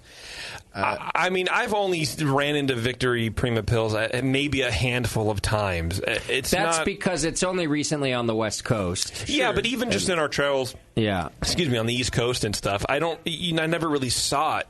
Yeah, so we're just not familiar with the beer anywhere or its history. Right. I'm a big fan of this beer. Actually, I like the brewery and I like this beer. Yeah. But I don't know that I put them on this game changer list. Maybe just that they've stuck it out all these years. They've been making Victory the Primo Pils for so long, and now breweries are all making Pilsners, right? So I would almost give them cred just for sticking it out. Yeah. But number 9, I wouldn't give them number 9. I mean, that's pretty high on the list. This is above Anchor Porter. Yeah. I mean, let's remember that. And it's above Anchor Steam. Yeah. You put this beer above, it's a good beer. Fucking insane. But above Anchor Steam? So that's, okay. Number 8, Three Floyd's Dark Lord. So, like it or not, game changer. This beer is a game changer. If you just most important, if you look at what it did to polarize people and to give them something just the buzz that they created. So, in other words, it doesn't even matter what's in the bottle. Sure. What they did for the phenomena of being a fan of a beer and the demand and that's a game changing thing. They invented waiting in line for beer. So that happened before Pliny the Elder? You mean Pliny the Younger? And Elder at that point, yeah. Did that happen before all of the buzz around Russian River? Yes. Lines? Oh, for sure. Way before that. It did? Yeah. Okay. All right. Number 7, Pliny the Elder. Obvious reasons. Yes. Right, and I couldn't agree more. That's for sure. Most important, absolutely. Yeah. Number 6, Anchor Liberty Ale. Ooh. That surprised me that it got that high. Above Steam? Right, above the other Anchor beers. Okay. I don't know. Why? What's it listed at? Why? Number 6, it says Liberty Ale has made a more direct impact on America's brews. I fucking hate that word. Yes. This could be considered the first American IPA, says Hop Leaf bar owner Michael Roper. Introduced in 1975 when no other American beer approached the 47 IBU level of bitterness, it acquainted American drinkers to whole Cascade hops and to the almost forgotten dry hopping method. The beer turns a lot of heads around and inspired many young brewers to follow a new road. I can't argue with that, Yeah, it was America's first dry-hopped pale ale, also introducing the Cascade hop. I would say that New Albion had more of those qualities that affected, I guess, the current term of brewers? I wouldn't know. They were like the hoppy pale ale, like we can do this craft thing more than... Probably, yeah, probably. I mean, well, they opened in 76, New Albion, and then Liberty Ale was brewed in 75. So just before. Interesting. Yeah. Okay. According to this article, those dates may be wrong. I'm only laughing because this may be alternative facts. Anchor and New Albion and that history behind the scenes, it's always kind of a conversation about like, hey, Anchor's been here all along. I do like that they did the hoppy beer 1 year before. 1 year before, man. All right. Well, Anchor helped New Albion get going. Yes, exactly. But now it's just interesting how the history books report. Oh yeah, exactly. How it's going to be. Well, it's more romantic that this guy set it on his own way out in the fucking middle of nowhere and didn't make it at all, but people kind of call back to that, right? Especially because he's a crazy fucker too. He's a crazy fucker in a fun way, like really. But number 5, Heady Topper. Ugh. The notion of a beer's reputation preceding itself reached unexpected heights with Heady Topper. It's emblematic of an age of elevated beer geekdom, bottle trades, and the importance of ratings via rate beer, blah, blah, blah, blah. So clearly, and that's actually, by the way, what I meant about Dark Lord, about its sort of preceding itself, its image. Anyway, Pliny should be above that, right? I fucking 100% agree. 100% agree. I know. Now, Heady Topper is a big deal on the East Coast, but really, Pliny's a big deal on the planet, Earth. Yeah. Yes. Yeah, So, I mean, look at... And if those are the reasons being discussed, that's what Pliny did. Right. Well, how about it, like significance over time? Like Pliny has been a significant impact for a long time. Still is. Yeah. Oh, yeah. Heady Topper's, obviously maybe a latecomer. Right. With impact. So they have their impact, but it's over a shorter period of time. They did, I guess, and if I have this right, I think ended up turning their entire brewery over to that one beer due to it. They could sell it all out the back door. So if they're just talking, I don't know, still. I'd put them on the list, but I'd put them lower. Yeah, yes. Yeah, no, they deserve to be on the list. Yeah. Well, check this one out. Number 4, Allagash White. Yeah, absolutely. But at above number Celis White? Yeah. Well, that's a good point. If we're going to put second. Yeah. Above Anchor's team? So they're above like after the game changed Game Changer? Right, yes, right. These guys changed the game. Yeah. Even more. Because Celis changed it back in number 11. Right. Above Pliny the Elder, for God's sakes. Yeah. Well, this one's on tap here. Yeah. It's a fucking wonderful beer, definite game changer. So really, I guess all we're all arguing about is the order. Yeah. Right. Yeah. To me, it was written by some writer in the Northeast who's friends with Allagash Victory at The Alchemist. Right. And it's like, hey, don't worry. Yeah. You'll get on the list. Yeah. Towards the top. All right, we getting to the top here? Yep. Number 3, Goose Island Bourbon County Stout. No, I haven't had that in a long time, but I liked it when it came out, and I was drinking a lot of it. The only thing I can give them is the same thing I gave to New Belgium with La Folie, is that since they got bought by Anheuser-Busch, the unique position to spread that type of beer to the masses. I don't know that it should be this high on the list. So they're saying... Actually, I don't want them on the list. I don't think it belongs on the list. They're saying back in the 90s, it was unusual to barrel-age beer. Greg Hall, who's the former Goose Island brewmaster, who has created what's considered to be the first whiskey barrel-aged beer, which I believe they said that when they were on the show before they blew up. So that if that is true... Yeah. And they popularized, not only whiskey barrel aging, but barrel aging beers in general. I would definitely give it to them. That's still highly popular. Yes. I have to agree. That's fair. Okay. Number 2, Boston Lager. Sam Adams Boston Lager. Yeah. No need to talk about that. And probably even well positioned on the list. Yeah. Mm-hmm. What do you think number 1 is? Blind Pig. Just kidding. That wouldn't be a There's bad... There's no such beer, by the way. Nobody pay attention to the Blind Pig. It's got to be Sierra Pale Ale, right? There's only one beer missing from that whole list. And if it's so not that beer, I can't think of another one that wouldn't make me angry. Because who else has been more influential than that beer, right? It certainly influenced my life. Right. If it's not going to be Steam... What other beer would it be? Exactly. That would be the only other beer I could put up there, I guess. There was a beer that was, I'm sure it's not number 1, was Pete's Wicked Ale. I thought that had a... That should have been on I don't the even list. think it made the list. Anybody else didn't. think of any others that didn't make But the if list fucking at all? Boar's Head Pale Ale from fucking Henry Weinhardt's isn't on there? Yeah, that Weinhardt beer Yeah. should be on there for sure. Yeah.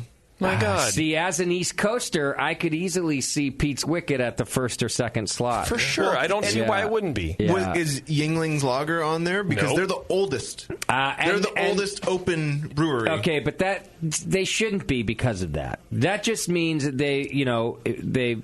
that they're smart business people and they've stuck it out, but they didn't stick out taste wise from the rest of the beer world. They stuck it out business wise by being the oldest, like privately owned. Actually, they're not privately owned anymore, but I don't know if Prima Pils is on there. Right. Yingling Lager should be on there. just for Given longevity. I'm saying given what else was on the list that also got skipped over. Yeah. There's Yeah. no reason Yingling. I did should not skip have been over on a there. couple things just in Sure. for brevity's sake. Yeah. But Well, unless you skipped over a misplaced Sierra Nevada Pale Ale, that's Right. got to be number one. Yeah. it is Lower de Boom barley wine from. No, I'm kidding. Sully's calling in right now. Thank you to the Academy.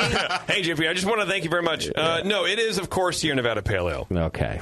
God, thank God we got that right. Right. But again, first of all, Ken Grossman was on this fucking panel. That makes it seem fishy. Okay. That does seem a little fishy. And the other people knew he was on the panel. Yeah, but I don't understand. Oh, here's the actual entire panel. Anyway, Sam Calagione was on it. I'm trying to pick out names that we would know. Yeah, I'll put 90 Minute on there for him. That's it. Jim Koch was on there. Julia Hurt. Patrick Rue was on there. Okay. Brewer for Anchor, Scott Ungerman. LA Times food guy. This is whatever. A panel of people who are on the list. Right. Basically. I don't know why Anchor Steam wasn't number one. You can't tell me the Sierra Nevada weren't they encouraged by Anchor Steam in the first? Like, what the fuck? I still they were the granddaddy. I bet of the even entire Ken. thing. I'll tell even you what Ken I was would probably do. like, Anchor should be one. I would go. See, I don't know about that. Yes, they Anchor kept, from the West Coast. Anchor kept the dream alive, is what they did. But then Sierra came in and fucking changed the game and made a swath of people around the country feel like they too can become craft brewers. So my top three would go Sierra first, Anchor second, and Sam Adams third. That's what I would have done. Okay. With my top three. Yeah, I could probably get with that. I think we should do something like that. I think that'd be fun to do. Our list? Yeah. Of most. So much arguing. We need to argue more about things. Yeah. Well, what they did, I guess, is like everyone pulled their things, and then they made a big list, and everybody voted, and then they just kind of made it in order of votes or whatever. Yeah. It's the most democratic thing you can do in that space. Well, since that one's already been done, what list would we do? The top 25 most overrated ingredients used in secondary fermentation between the 35th parallel. I don't know, man. All right. Well, thank you for the beer news. I do like the welcome. idea of a BN list. We should think about this. I do have one more very short story. Yeah. Masaya Nakamura, the arcade entertainment pioneer who pioneered Pac-Man. Oh, yes, I saw has that. died in the age of 91. He founded the giant gaming company Namco, which for 10 years was also the owner of his film company. Love Vietnam. There you go. Sad time. Pac-Man is the best. Great game. Thank you. All right, let's go to the phones. We've got, if they're still here, Ron from Syracuse, New York, has a question about hops. Sorry for the wait there, Ron. You called in right as we were starting the news. Are you still there? Yeah, Sam. There you are, How buddy. you guys doing? We're doing well. Thanks for waiting. It looks like you have a question about hops. Yeah, actually, yeah. What I do is when I put my hops in the bag, I put them in the boil. When I pull them out, I put my hot gloves on and I squeeze the shit out of them. No, don't do that. Don't do that. No, you can do that. You know what? My beers are so bitter. I get too much, right? Yeah, No. you're going to get tannins and more vegetables. That's not true. Yeah. Yeah. If a beer's not hoppy enough, just use more hops. Right. Yep. Don't do that. Yeah, don't squeeze them. Don't believe them. I've been listening to you guys for the next 9 years. I'm a mailman. Oh, and what I great. do is I play your podcast when I'm delivering mail. And some of your commercials are kind of like when you're doing the Adam and Eve. Oh, the people go nuts because I have to turn it down. But you guys are phenomenal, And thank you so much for what you do. All right, thanks, brother. Thanks for waiting. We love you. All right, talk to you guys. Cheers. Later. JP, you don't agree with the squeezing is a problem? No, I don't agree with it. It makes no sense whatsoever. It's like if you ever squeeze a tea bag, it doesn't leach any more tannins. It makes no sense. To me, it's more about consistency. If you sounds like an experiment. If you squeeze, experiment harder one time, less. I just see. don't squeeze at all. Then it's just the same every time. Yeah, you don't need to squeeze. Right. You're hot. Don't burn your hand. But to me, it doesn't make any sense. The pellet's already broken up. Mm-hmm. Yeah, any tannin in that you're going to get is released because of the broken plant matter. You pushing them together it's not going to do anything that the pelletizing sequence hasn't already done. I think the argument might be squeezing it is pushing more out of the bag that would be retained by the bag without pressure. Sure, and so that ends up in the liquid. So gently, go the gentle way. It's not that there's nothing there that wasn't already before. It's just with not pressing the bag, you just lift it out, you're taking more out, which is better. All right, let's go to Cody in Petaluma. He's got a question about lager fermentation. Cody, what's happening? Hey, nothing much, man. How's it going? First time, long time. That's all right. You sound a little creepy, but it's going all right. Cave? Yeah. Or erect. Are you hanging upside down? Whose skin are you wearing? Yeah. He's like, hang on, let me get off the dead hooker. Got a question, Cody? Yeah, it's kind of towards Tasty. Yeah. Following his lager fermentation loosely, his method, quote unquote. Yeah. And yeah, exactly. Been hitting the numbers pretty good. Had it at was it 48 or 50 for the first 72 hours. Once I saw signs of it's starting to ferment and building the kreuzen, I started ramping it up. I guess that was after maybe 24 hours. Sure. So it's 5 or 6 days in now, in the low 60s by this point, but at one point it dipped back down to the mid 50s, and I noticed a sulfur smell starting to develop. Okay. Before I hadn't noticed any, but I mean, right now it's back up into the low 60s. And have you experienced, I suppose, if there is a temperature fluctuation, what's gonna happen? What can I look? Lowering any change in temperature is going to stress the yeast, and exactly. Going down like that, they probably might have. That's when they started to put off the sulfur. But raising it back up, it's going to clean that up. 6 hours, 12 hours at most, and then I brought the temperature back up. Yeah, I mean, again, they react to temperature changes, and even up or down or whatever. That's why it's nice to have even if it's too high or too low, as long as it's consistent.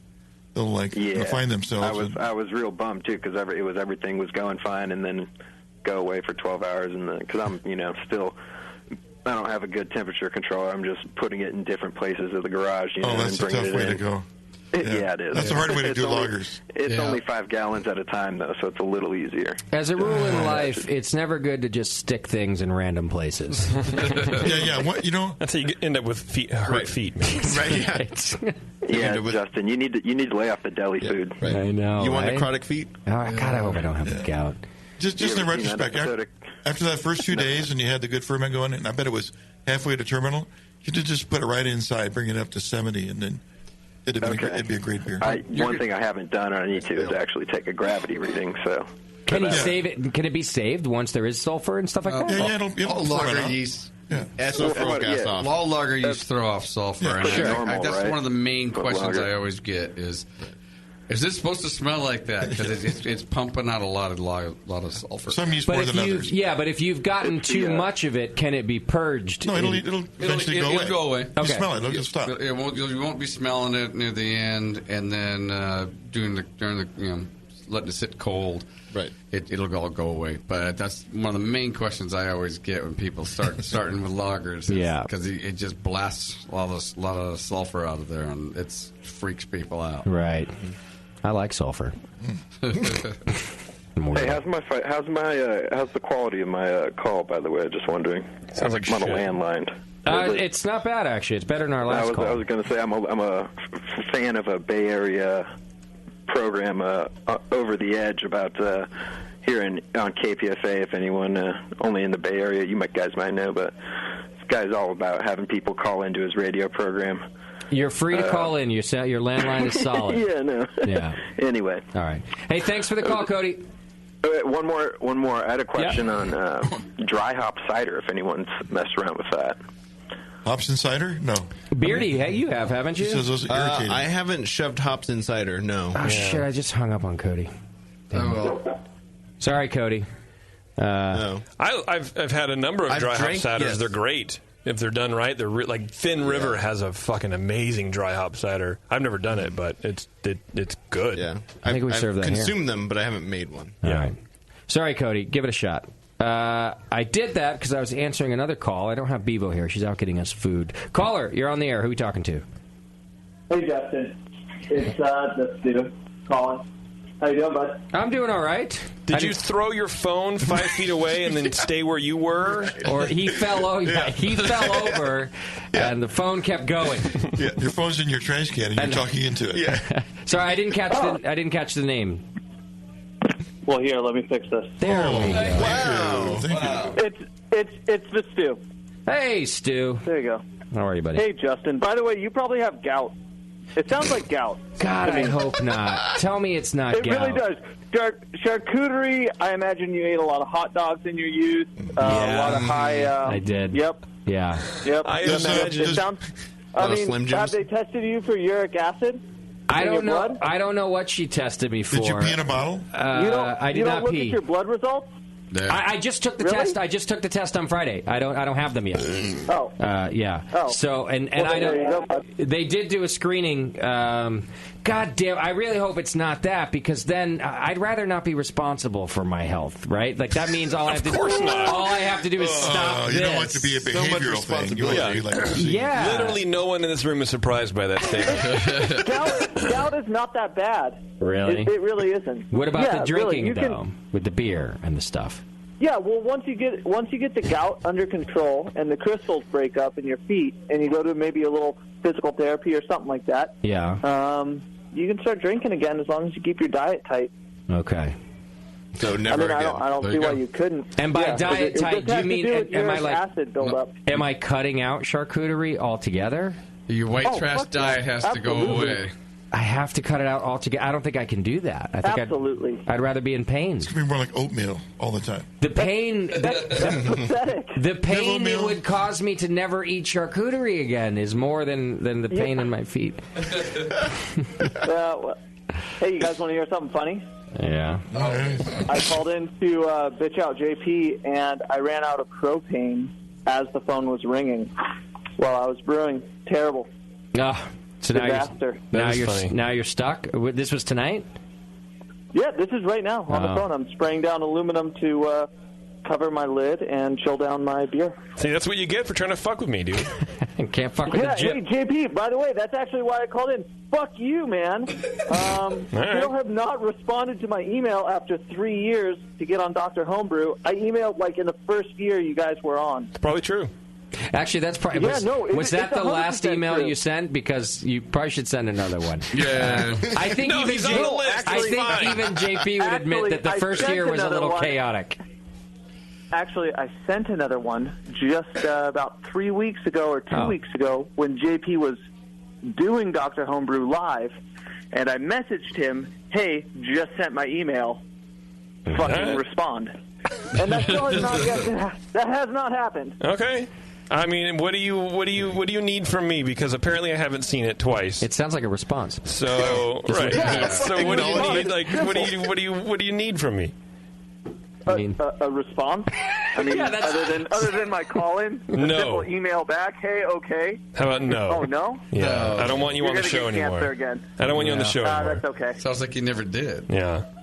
No, I don't know. I mean, I reply to every email. Sometimes it takes me a little bit, but if I haven't seen it, I can't reply to it, so I apologize. Did you sign off as the stew? Right. Yeah. No. I put my address, my name. See, he doesn't even know what he did. I went down to Eagle Rock Homebrew and talked to JP right there with Push Eject next to him. I've never been there. And I was like, oh, fuck you. I don't know who you are. Dude, wait. Should I get more specific? I brought you a peach kettle soured beer. Oh, yeah, that thing was fucking terrible. Yeah, thank you. By the way, Whenever I use like Pledge when I'm doing housework and I get a little bit in my mouth, it tastes like That's what that. you think of? Peach Pledge. Yeah. Oh my God, thanks, man. Now, what is You know, your what that's is your what I like was real aiming for. what is your non-internet name? Are you going to check your email right yeah, now? I'm checking right now. What's your what's your given name? Stu, you got a beer question? No, I don't, Tasty. I'm sorry. Other than how do I get propane out of thin air? Okay, if you don't want beer to, question. if you don't want to be on the show, then What's your Christian name? If you want to talk to Tasty, then fucking call him and yell at him for not putting you on his show. But I had I'm a trying show to that talk to you was now. bad. I'd be I called I'm in trying to talk to you yell now. at JP. What is your name? Who are you? I can't speak I any already slower. said that. I'm gonna. No, he's changed. I'm asking you Richard. again, you fucking idiot. Richard. It's the first. Richard. It's the first I time keep we get. saying it over and over. Richard. It's the first my time name. we get calls in weeks, and what happens? We berate them. There you go. I think JP has ear cancer. Which No, cancer? I don't have anything from Richard. Sorry, buddy. Rich Dick. Let me go I Dick. sent it to JP at the Brewing Network. Resend it. Did you put the .com Resend it. afterwards? In your spam folder? Did Yeah, you check your spam fucking folder? duh. Absolutely. Hey, I only know the information you give me. If you don't tell me you put the .com afterwards, I can't just assume that you're bright. You ran out of propane, you idiot. Yeah. Do I sound retarded? Yeah, kind of. You ran out of Actually, propane. You Really? sound very fuzzy. Oh. Did you send it too to bad. Twitter? It's like a customer service call. It's like a bad customer service. I'm going to get a job at JP's fucking Comcast right now. JP's in Can you do charge an of our Indian customer service. Oh, you didn't hear back? I don't know. Fuck you. Fuck off. What do you want from me? Okay. We could have started with what was the email and the no. Fuck you. Yeah. Jiffy's head. It's okay. I still love you guys. I'm happy to call in. I'm glad you're still there, Justin. Hey, thanks to Stu. I appreciate it. I do hope you're wrong about the gout, but thank you for your input, brother. Yeah, I hope you get better. And hopefully JP responds eventually. All right. I'll keep, keep emailing Okay, them yeah. nonstop. After this phone call, you better believe the first thing I'm going to do is email you back. There we go. Yeah. Thanks, Stu. Yeah, hopefully a dick pic. All right, All bye, right. guys. Later. All right. All right. Oh, Ron's back. Uh-oh. Oh, Ron, yeah, did we answer? What was this last question? The hop cider. Hop and cider?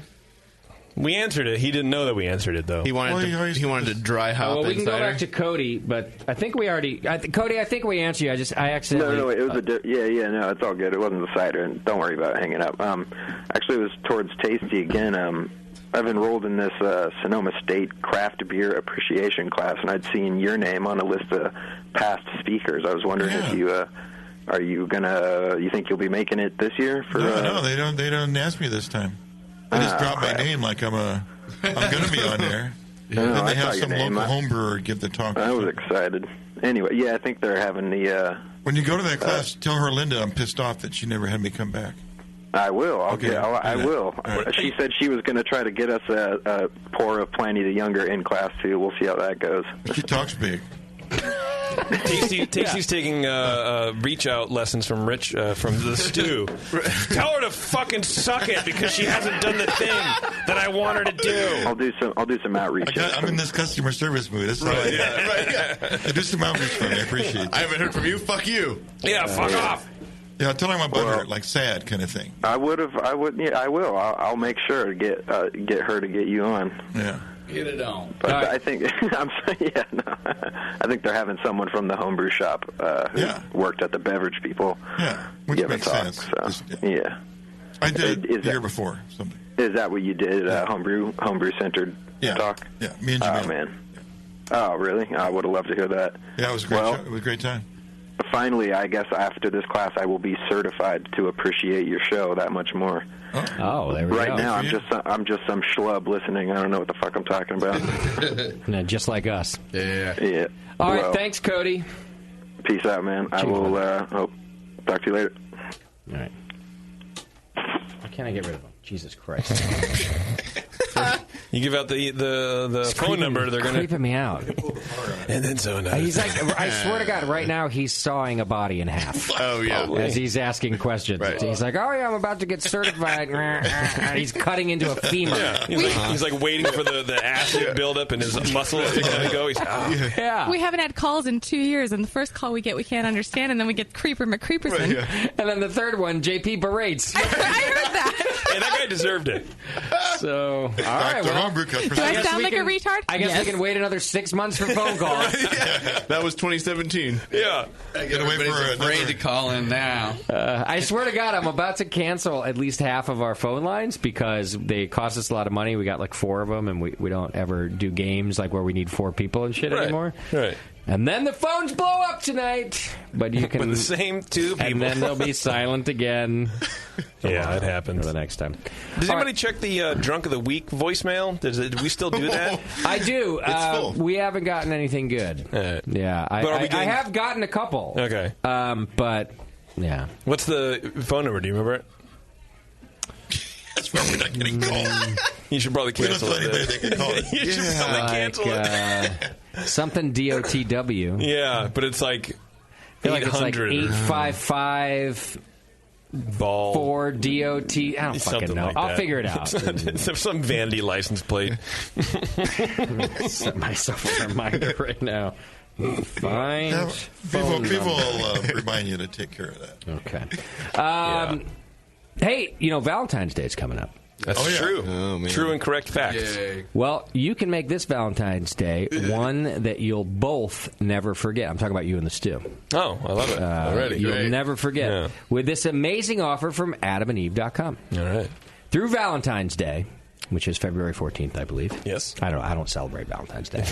I don't celebrate it. I know it exists. It's a Tuesday, in case you weren't wondering. Let me tell you, a little advice for those of you who are not hitched yet. Right. Just start from the beginning that you don't do anniversaries and you don't do Valentine's Day. That's what I did. One thing I did right. Now, when you get married, then if you have to do it. You do the anniversary, the birthday, and then the Christmas. But Other before, than that, but the Valentine's, just don't do it. No. Just say, look, we're both going to be disappointed. All right? This is what's going to happen. I'm going to go buy you some shitty fucking thing. You're going to be disappointed. You're not going to swallow. I'm going to be disappointed. If we start down this road, everybody, it just ends in Valentine's Day disappointment. Yeah. So here's what we're going to do. We're not going to do it. No. If I don't love you enough, the other 364 days of the year. It's one less blowjob. No, that's a dangerous door because then the answer is, actually, you don't love me enough the other 364 days. And here's a laundry list of reasons why. Right. That's a dangerous door. good to know that early. Then the answer is, okay, fine. So is the one day going to make up for my shitty 364 days? No. Yes. When I buy you some fucking $7 flowers and a card that somebody else wrote. And some waxy-ass chocolates? Yeah. It's a start. Yeah. We can work from there. At least it gets you thinking about me. Wow, that sounds like a real statement. It sounds a lot like my house. Just kidding. Okay. However, if you do celebrate Valentine's Day, through Valentine's Day, if you want to start, you'll receive 50% off just about any item. Go to adamandeve.com and you'll find over 18,000 adult entertainment products, including toys, lingerie, and a seemingly endless selection of adult DVDs. And there's more. With every order, you're going to receive our romance kit for free. Nice. What? Yeah. The romance kit includes a toy for him, a special massager for her, and a little something you'll both enjoy, plus a free adult DVD to put you in the mood. Because that's another thing. Like with the pressure of the Valentine's Day, and you go out and you get back, you're just fucking tired. You're full. You gotta put on that DVD. Right. Spend like 3 hours at Chili's. You got your Hot Wheels from Adam and Eve. But you put the DVD on. Now you're in good shape. Did anybody else catch Boner that Doc City. just said the DVD of anal? I did, Yeah, well, we all knew. What he was saying. Well, we were right. like, yeah, of course that's right. What else is going to be on the DVD? I'm sorry, my mistake. When you're tired and you need a boner, you put on the anal DVD. Oh, yeah. That starts things going. There's literally nothing I want to see less than that. Well, you're not the one who needs to get a boner. You're not wrong. But we don't know for sure. That's not all. They're also going to throw in free shipping on your entire order. So just go to adameve.com today for this special Valentine's Day offer. You'll get 50% off one item, the free romance kit, free shipping, and a DVD. Just use coupon code BNARMY during checkout, BNARMY. And support Adam and Eve. They've been good to us, and you don't have to go to that creepy store anymore. All right, shall we finish up our Twitter game? Yes. What was it? Well, I want to know that if you were going to build a wall, an actual wall, what would it be around and why? There's a lot of wall talk in the news lately. I don't know why. I don't really read the news, but yeah. I know there's You people... read the headlines. I read the headlines. There's walls being happening here, and you know, I for one have an opinion on it. Okay. Yeah. So Ian Hayes says you should build a wall around the entire Northeast. Then he says hashtag make IPAs clear again. Okay. I agree. Brian says you should build one around the pale ale taps at the Hop Grenade, only allowing people in to replace them with another pale ale. I might build that wall. Someone called Conrad says all the archives of lunch meat, so he never has to complain about having to record another episode. Yeah. Which we have 2 more to do, by the way. That's true. I did post the last one, right? I don't know. I think I did. I don't listen to it. I think it's there. I experienced it once already. Phil Howard says Justin wants to build a wall around the studio to keep himself out. That way he has no choice but to surrender hosting to JP permanently. Okay. I think neither of us want that. Graham. Graeme. Whatever. Around his feet. Your wall will be built around your feet so you can soak them in your favorite cloudy IPA. God, what if I have gout? I'm so worried about that. You might. She didn't mention What that if it's one. worse? Right. Why did she go from fucking diabetes to HIV and never mention gout? I don't know. A less is more kind of thing, or more is more. Maybe you're right. Maybe she has a shitty doctor. Well, there's probably other symptoms with gout. Like I think you have like, gout is very you have, like enlarged knuckles and you got kind of big knuckles, big dude. toe hurts a lot when you have gout. No, my toes are fine. I think you have a general thing. Charcuterie is probably harder for you to give up than beer. Yeah, that's what I'm saying. Cigarettes. Yeah. I mean, they're Or right. cigarettes. They're all right there. It's a very close. Yeah, it's a trifecta. Yeah. They'd all be worth 50 points on a dartboard. Yeah, that's right. Yeah. Maybe you're going to your therapist for your feet problem. Maybe you're mixing doctors. Oh, maybe that's what it is. She's just trying to placate you. She's like, I don't fucking know. You're crazy. You're fucking nuts. Yeah. You've been talking to Kate the Great this whole time. You don't even have feet. What are you talking about? I haven't walked in a week. All right, carry on. Tristan McCoy says you should build a wall around his calendar year, keeping out anything that looks like work and not like vacation. Okay. And last but not least, Jeff Grelnick says a wall must be built around Chechnya to keep culture in, with plenty of glory holes to let culture out. That's a good one, too. Yeah. I got to vote for a wall around my calendar. Yeah, I year. like Keep that it one. working. Let's do it. Man, that Right. was, Let's this do is, it. Yeah. That was Tristan. And if there was a wall in Chechnya, he's already doing that would be the purpose for it. Glory holes. Right, yes. And culture out. leaving. Yeah. That was There is no glory. Yeah. I'm thinking about ordering a Russian bride. What do you think? Good idea, bad order idea? Get 2. Not Chechnya? Two? Why, in case one fails, or just because you can have 2? It's just more like Why not? You can have two. And it's probably affordable to have 2. I would have to surrender our friendship. You would? Well, Yes. What if you the more dependents you have, the fewer taxes you have to pay. job's open, you Give can them get a off chance. Don't be a racist. They could be nice girls that don't speak English. I feel like for a guy who doesn't like work, you sure take on a lot of work. Yeah. Right. That's a lot of work. That's true, man. Unpaid work. Like, I take on unpaid work, yeah. Yeah. Just stop it. No. Yeah. Train wreck. How many Valentines do you not want to celebrate? All of them. But I want to celebrate. I want to not celebrate them with a Russian bride. Yeah. Does Russia celebrate? Does Russia even know about Valentine's Day? There are no holidays in Russia. I mean, Chechnya, we have no holiday. Yeah, they are happy the sun came up. Yeah.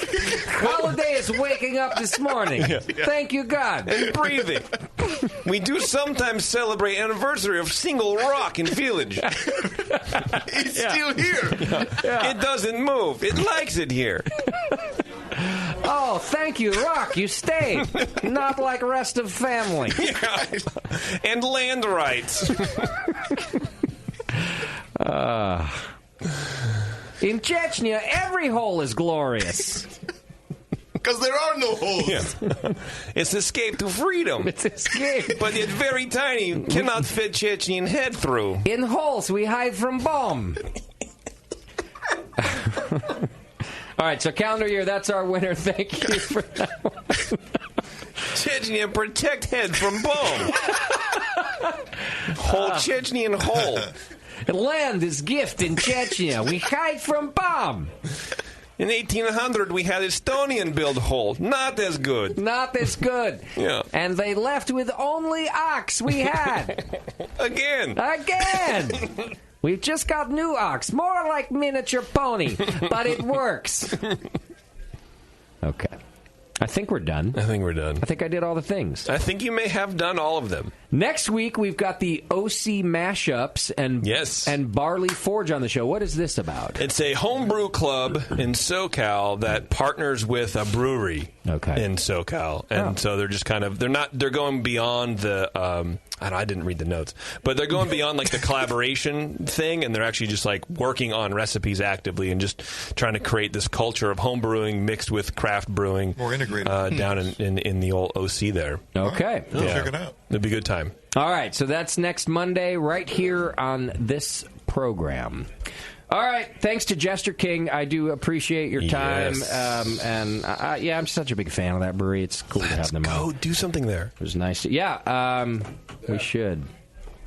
South by's coming up. Do that. Yeah, when is that? Oh, that's soon. March, or first part of March. March, huh?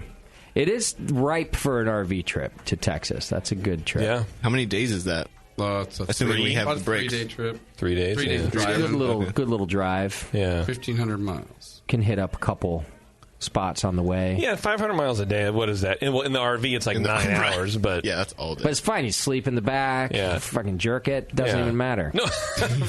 Why were you so aggressive? You fucking jerk it. You just fucking jerk it. Did you ever I took a shower one time while we were going down the road in the RV. Did you? How did you not get soap in your eyes? I would like fall out the thing. Yeah, right. Can you imagine just rolling out? He came out all bruised. I had my wife drive. Oh, man. I'm going to take a shower, and I did. Wow. That was weird. You just needed a shower. Sometimes I just need to take a fucking shower. You know there's a seat in there for a reason. Yeah. Don't stand up. Oh, not in the not wagon. No. You could barely stand up in the damn thing. It's really small. Yeah. That's true. You're always hunched over. I have to like prop myself up with my head, just lean against the thing because you just to put your elbows out. Yeah. Pain in the ass, man. It's true. Anyway. All right, I got to go treat my gout. Road tips. By eating pizza. Right. Yeah, pizza dinner night. That'll help the I'm going to go smoke a cigarette first, though. All right, Gotta love JP. them cigarettes. Get us out of here, will you? All right. Thank you to our show sponsor, More Beer. You can get absolutely everything you need to make great beer at home by going to morebeer.com. Thanks to Jester King for sending us someone else's beer to drink. You can find out more about them over at jesterkingbrewery.com. Merge your love of Disneyland with your lack of engaging podcasts and go to earsuppodcast.com as JP, Terrence, Bevo, and Taryn talk about all things Disney. Go check out Moscow's Hop Cartoons over at hoplifestore.com. Get on Twitter for some good beer insight and homebrew info. Follow Nate Smith at Nathan Homebrew, Mike McDowell at Tasty McD, JP at Major Jip, and Warren is stuck in cyberspace over at Another Beardy. Today's show is produced by Bev, and your host has been Justin Crossley. Be sure to find the Brew Network on Facebook, Twitter, and Instagram.